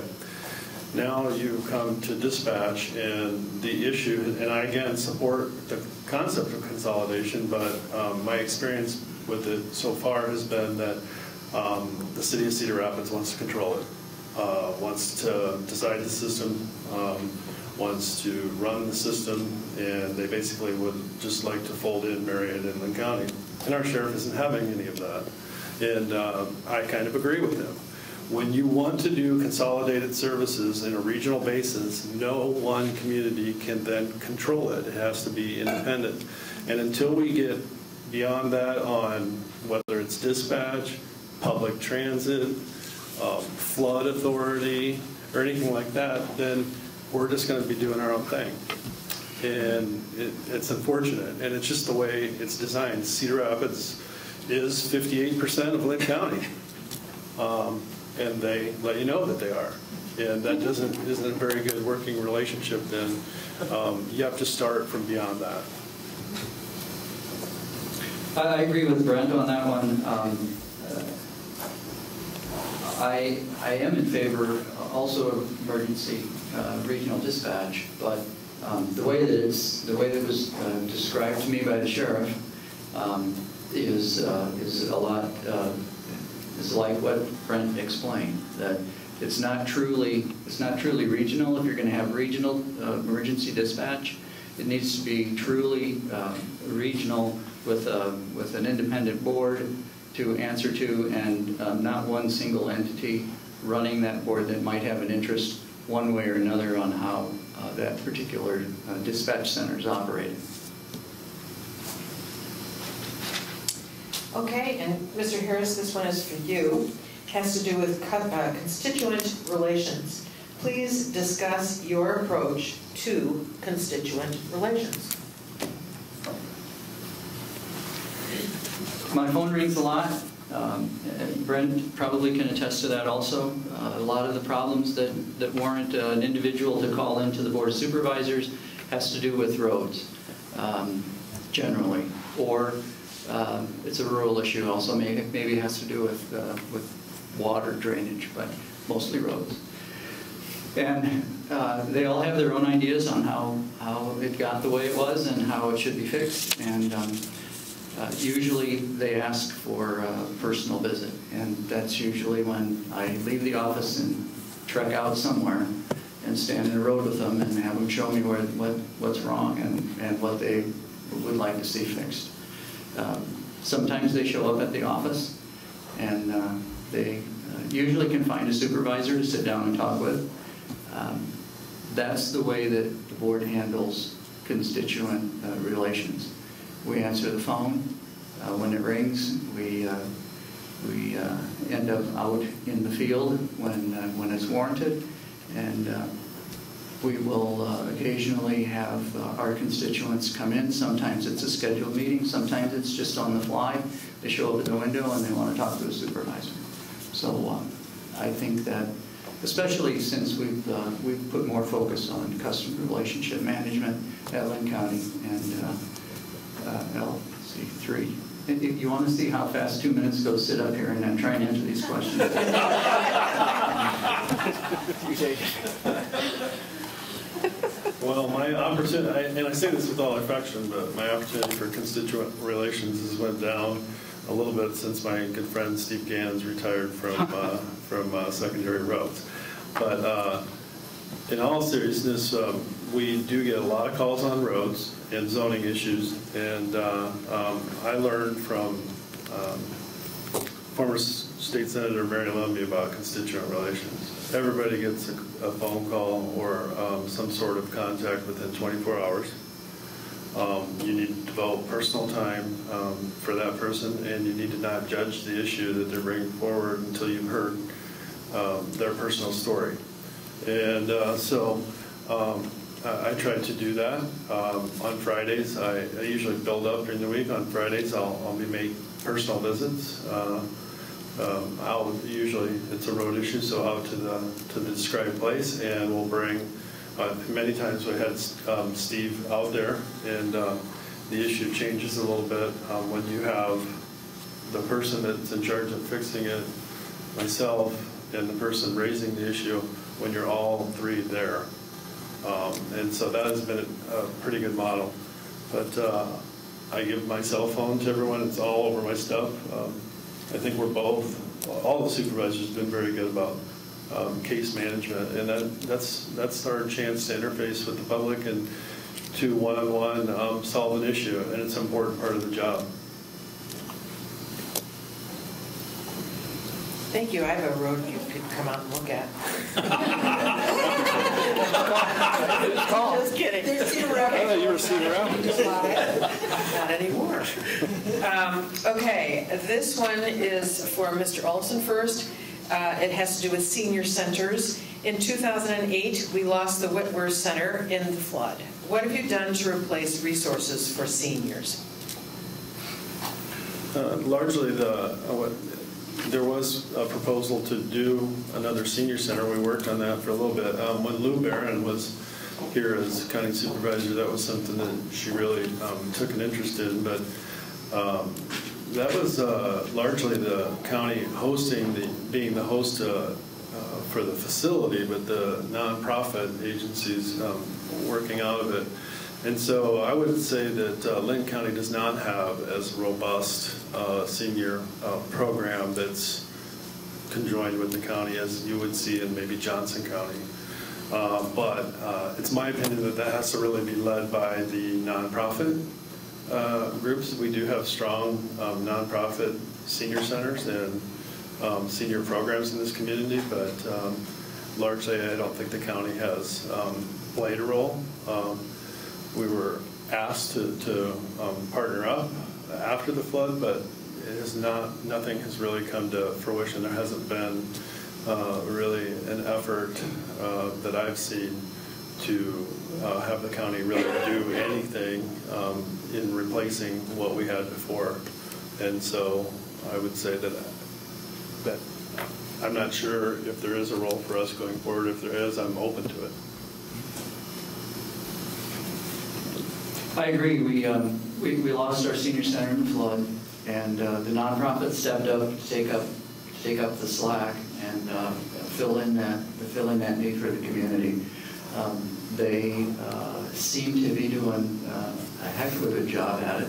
We're open if anybody comes and defines to us a need for help to the senior centers, or perhaps taking over some kind of senior center role in the city. We certainly would take a look at that and consider whatever that need needs to be filled to fill it. I think I have not heard complaints, and given that, I would make the assumption, which might be dangerous, but make the assumption that there right now in our community may not be that great a need for a senior center, and we allow the nonprofits to keep doing what they're doing. Okay, thank you, Mr. Harris. This is for you first. What investments does the county have, and how might those investments be improved?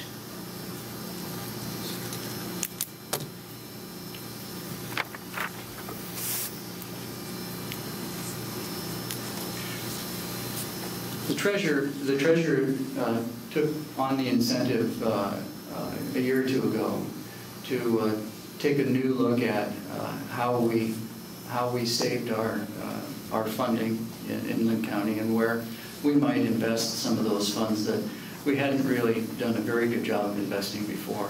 We have a CPA that we hired a couple years ago, and Sarah has done a wonderful job of distributing our assets in such a way that we're getting as good a return as we can probably get from any other type of investment portfolio.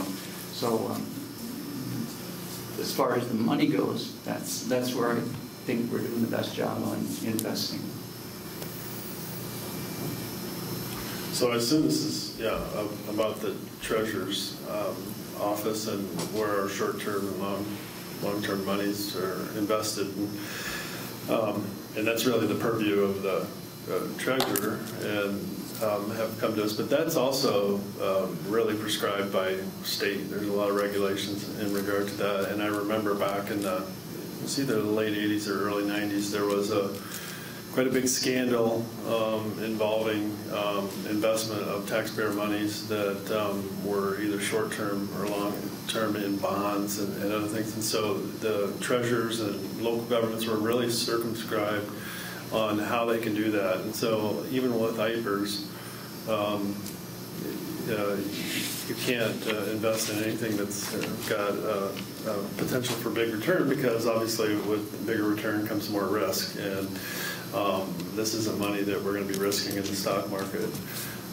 As much as I'd like to see those returns go up, sometimes the returns are even less than the rate of inflation, but really it's our job to make sure that they're really safe investments, and those are certificates of deposit or and sweep accounts that basically are the very minimal interest. But it's not our job really to make money with that short-term money that's being just held to pay other communities and pay the bills. So I just don't think that there's any real answer to get a bigger investment if that's what they're looking for. Okay, this has to do with campaign donations. Have you accepted any campaign donations from the NRA, the Farm Bureau, or any other PACs? And if so, why? So from the NRA, I am a member of the NRA, but I have not received any donations from the NRA. I am a member of Farm Bureau, not received any donations from Farm Bureau. I'm not sure if the question wants me to list through all of them donations that I've received, but I've received donations mainly from citizens of Linn County and family and friends that appreciate the work I've done and support the vision that I'm taking to represent citizens of Linn County. I've received donations from members of labor, and both. I don't consider this office really a terribly partisan office, but both while I was a Republican and a Democrat have enjoyed the support of members of labor because I believe in most of the issues that people who come together to form labor unions support. Obviously, you can see that reflected in the work I've done on project labor agreements or the lease purchase agreement when we built after the flood. I just, in county office and even city offices, it just doesn't lend itself like it does to the legislature or Congress to having special interest groups writing checks. So I have not seen any on my behalf or my opponent's behalf that would be troubling or concerning to the community as far as, in fact, I would say it's more troubling that it's as hard as it is to get the money just to get a little bit of information to people to make the vote. That is very, very difficult to raise money for a local office. Thank you. I haven't received any money from any PACs either. But if the questioner would like to take a look, you can go to the Iowa Campaign Ethics website and get a complete listing by name and address of who's contributed to any campaign account, and make your own judgment from that. Thank you. Okay, Mr. Harris, what do you believe to be the top 3 issues facing Linn County, and how would you lead in addressing them, and what advisors would you work with on board decision making?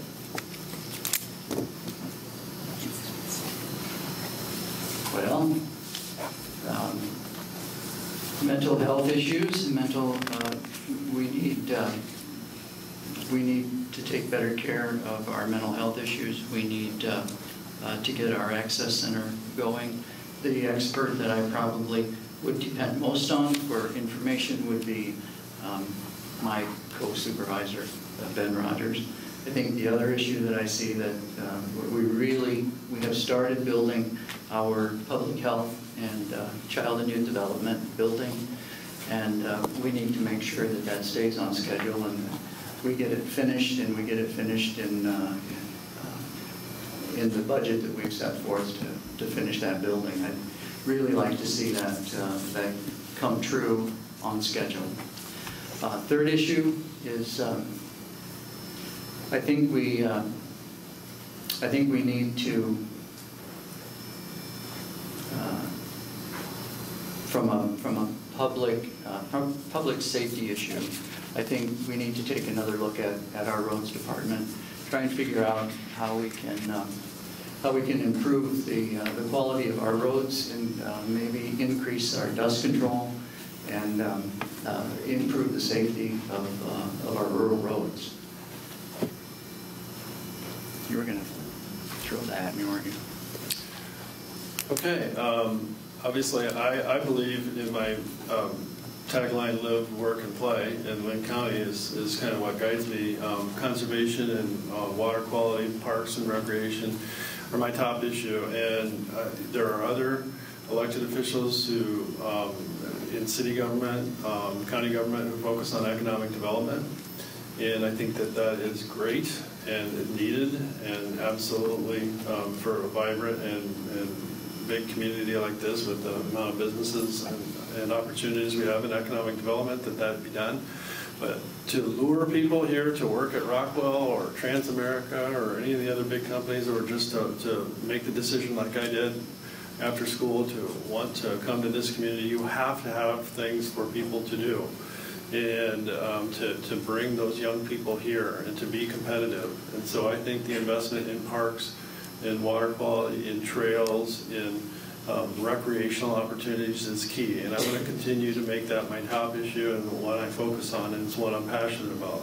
I also think that you have to have the proper infrastructure. So when you have Highway 100 and you need a new interchange at Tower Terrace Road, and to truly connect all communities and to make that economics work, you have to have a world-class transportation system, and we need to continue our focus on the Tower Terrace interchange and Tower Terrace corridor and things like that, like Highway 30. And then finally, I think spending and overall the way we manage this large budget, the money that we're entrusted by the citizens, that we have to be properly prioritizing. So flood control is going to be a big issue. What's the county role in that? I think that folds into the spending issue that I'm talking about, and how are we going to confront that and other challenges that we have as county supervisors. Thank you. Mr. Oleson, this is for you. It has to do with racism. Racial bias is a systemic issue. Should the county address this? And if so, how? Oh, yes, I mean, obviously, it's a huge issue, and it's one that has come to the forefront in the last few years. There's much that the county can do. The SET task force is one issue that Supervisor Walker's brought forward that I've learned a lot about, that deals with institutional racism and the effects of that in our communities and how that interacts with poverty and class and violence. And those are all things that are highly segmented in what we're already supposed to do in our charter. You know, like you look at public health and the issues that our public health department tries to tackle, that is key. And so having that kind of initiative, trying to bring, you know, the fact that we run a jail that is disproportionately filled with people from a different race, the law enforcement and the way it's administered in our community, the concentration in certain neighborhoods of these issues affects all of us. And so I think there is a role for the county to do. And I guess my focus has been on learning because I've not been exposed to it. You know, I've lived most of my life in Iowa, and this is the most diverse community I've lived in.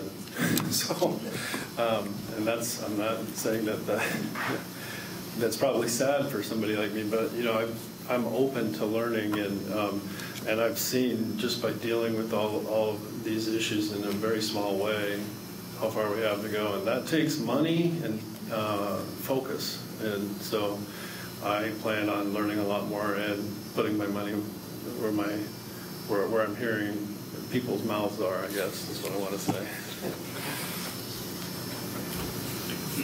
I consider myself probably one of the least biased person in as far as race goes as I know, and I took of all places on Ben & Jerry's ice cream website, there is a "Are you racially biased?" test.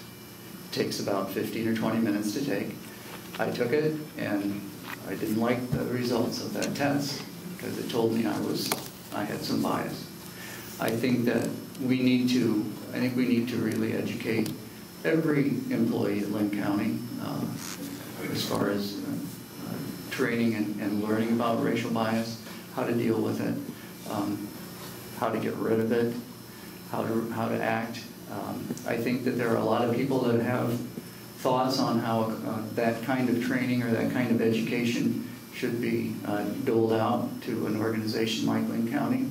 And I think some of them are good and some of them are not very good. So we've got to do some due diligence and find out what the right way to educate our employees is as far as racial bias goes. I think it ought to be mandatory, and I think we ought to make sure that if folks don't find the time or can't find the effort to go, that we follow up and make sure that we all get trained and we all profit personal-wise from the training and all take advantage of it. Thank you. Mr. Harris, this is on gun reform and gun rights. What are your views on gun violence prevention and gun reform, especially in rural communities, and what can the board do to mitigate youth violence?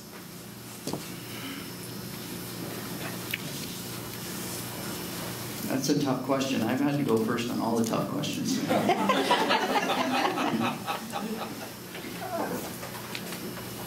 I think we've got to try, we've got to make sure that the people that find themselves eligible to have guns in their hands are capable and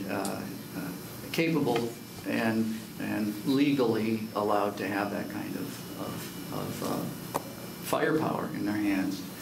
I don't know how to keep guns out of people's hands that shouldn't have guns, because they somehow find a way to get them, and we've got to, I think we've got to increase our vigilance and try and make sure that folks that shouldn't have guns don't have guns. I don't know that banning any kind of firepower, any kind of weapon is an answer, because I think that the folks that really shouldn't end up having guns find a way to get them anyway. So we've got to make sure that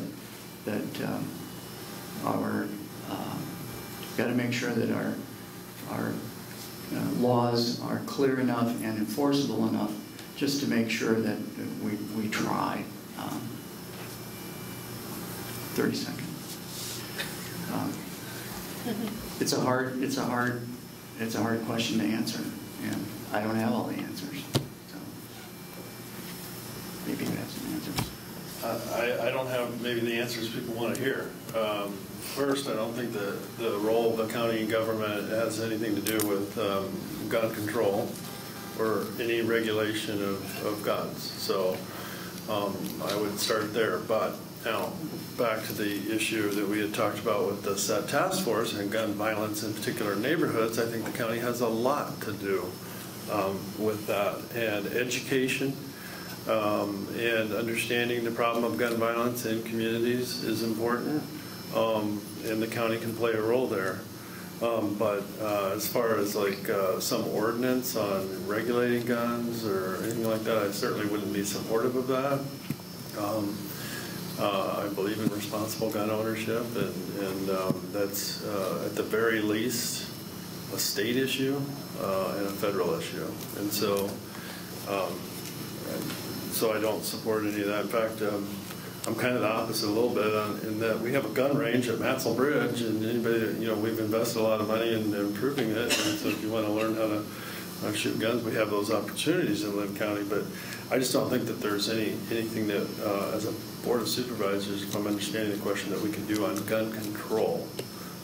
Now, like I said, as it relates to like the set task force and issues in a community where gun violence is an issue, we have a lot that we can do as far as education and dealing with the problem of that in particular communities. Thank you. This one is about actually two questions about community involvement. As a supervisor, you must care about the community you live in. What do you do outside your working hours to give back to or participate in this community? And it's basically, what community service have you done to give back to the community? So. Well, like I said in the intro, I have a 15-year-old daughter and a 12-year-old son, and that takes a lot of my time.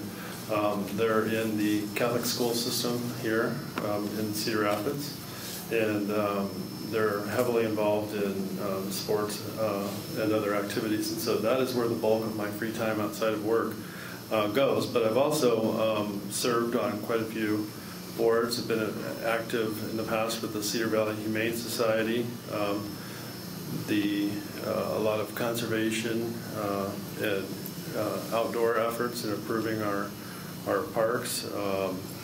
Have served on the Cedar Rapids Linn County Solid Waste Agency, the Cedar Rapids Metropolitan Planning Organization, and a lot of these things are things that we choose to interface with county government, but that aren't directly part of our duties as county supervisor. And so I do a lot there, and then with St. Pius Catholic Church, been part of the Boy Scouts.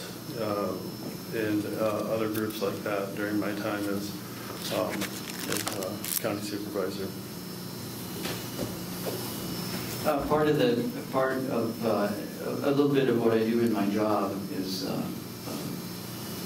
can be considered community service, but I really had some good times as a member of the board of Habitat for Humanity. Not on the board of the Habitat for Humanity, but support, and on the board for Housing Fund for Linn County, trying to dole out some housing money to those folks that really need a hand up in Linn County. My wife Phyllis and I are active in our church, St. Elizabeth's in Hiawatha, and I volunteer weekly at a hospice house. And I'd be there tonight if I weren't here. So those are a couple of the things that I do in my spare time that I think give me a feeling of community service. Thank you. Speaking of housing, this question is about all of our homeless shelters are full. Where will homeless families go? And it's to you.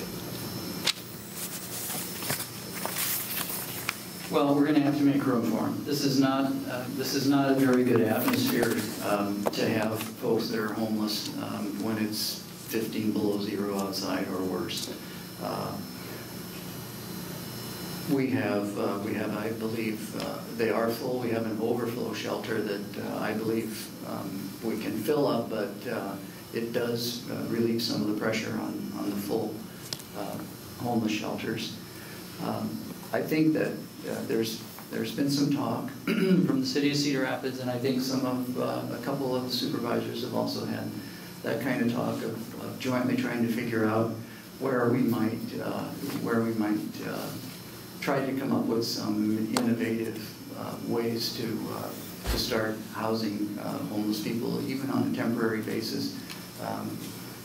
The little houses that can even be portable at times, but just extra capacity that we need to have, that we either is portable or we have ample room for those kinds of facilities. I know we have a lack of affordable housing in our community. It seems like every time we have a proposal to, then we don't do anything because of the NIMBY problem, but not in my backyard. So every time we've had local politicians talk about how they're in favor of affordable housing, then somebody proposes something, and then we don't do anything because we don't have a backbone enough to stand up and follow through on the affordable housing issues. With regard to homelessness, I remember a friend of mine, Dave Sword, with OPN, had come across somebody that had no place to go. It was in the wintertime. It was I think Kentucky Fried Chicken, and he called me, and I didn't have any answers. And that's when the Board of Supervisors committed some money, partnered, and committed some money for the overflow shelter during winter months. But it's clearly a problem. It's not one that any one entity, either City of Cedar Rapids or Linn County Board of Supervisors, or can solve all by itself. We need to continue to work to make sure that there are opportunities for affordable housing, and that it's safe, and that people want to invest in it, so that all parts of our community can live, work, and play in this community. And that brings us to closing statements. There were about 3 questions that weren't answered, one on mental health, one on historic preservation, and one on online information access. I think that these 2 candidates will be available for a few minutes after the form is completed, so if you really would like to have your question answered, I apologize for not getting to it, but I'm sure that they would be standing around happy to answer your question at the end. We'll begin with closing statements with Mr. Oleson. Well, again, I appreciate the League of Women Voters for hosting this. I was a little surprised we didn't have any questions on the flood control tonight. I think that's probably the biggest issue that's going to face the next Board of Supervisors, and what role the county should play in flood control in Cedar Rapids.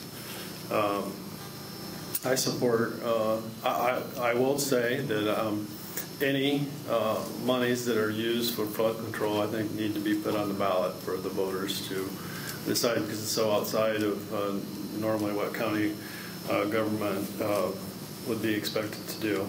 And so in that regard, I think that the voters are going to have to tell us, if we're going to put a significant amount of money in there, that we need to do that. And it can be done, and it may have to be done with county participation, but we're going to have to lead something similar to that we did with the conservation bond, and make the case to the voters that the county should participate in a meaningful way. And then we have to get together and actually cooperate, have a meaningful relationship in that regard. I think that District 3 needs a strong, independent voice that can play as much defense as it plays offense. And what I mean by that is that I hear from voters all over the district is that they want county government to stick to county government issues. And at the same time, Cedar Rapids and the metro area is a huge economic engine that needs to be supported by county government. And so how you balance those two. And then I'll be focused on quality of life issues that all citizens can enjoy from that you've seen that I've worked on in the past. I appreciate your support. Thank you.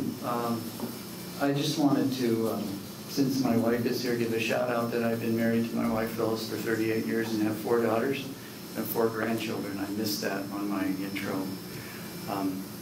I want to say that I really love working as a county supervisor.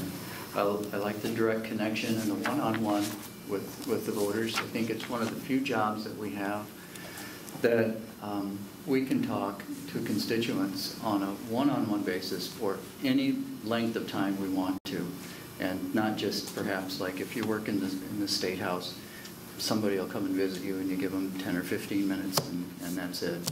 But we have the opportunity to have lasting relationships with the people that need help and the people that vote for us. I think we need to going forward, concentrate on corporal works of mercy. We need to shelter the homeless. We need to feed the hungry, and we need to treat those people that need the help. Most importantly, I will support those initiatives to provide care for Linn County citizens who require care, shelter, and food, because the people in Linn County expect those who need help to get help. I know they do, and that's our job. Thank you very much.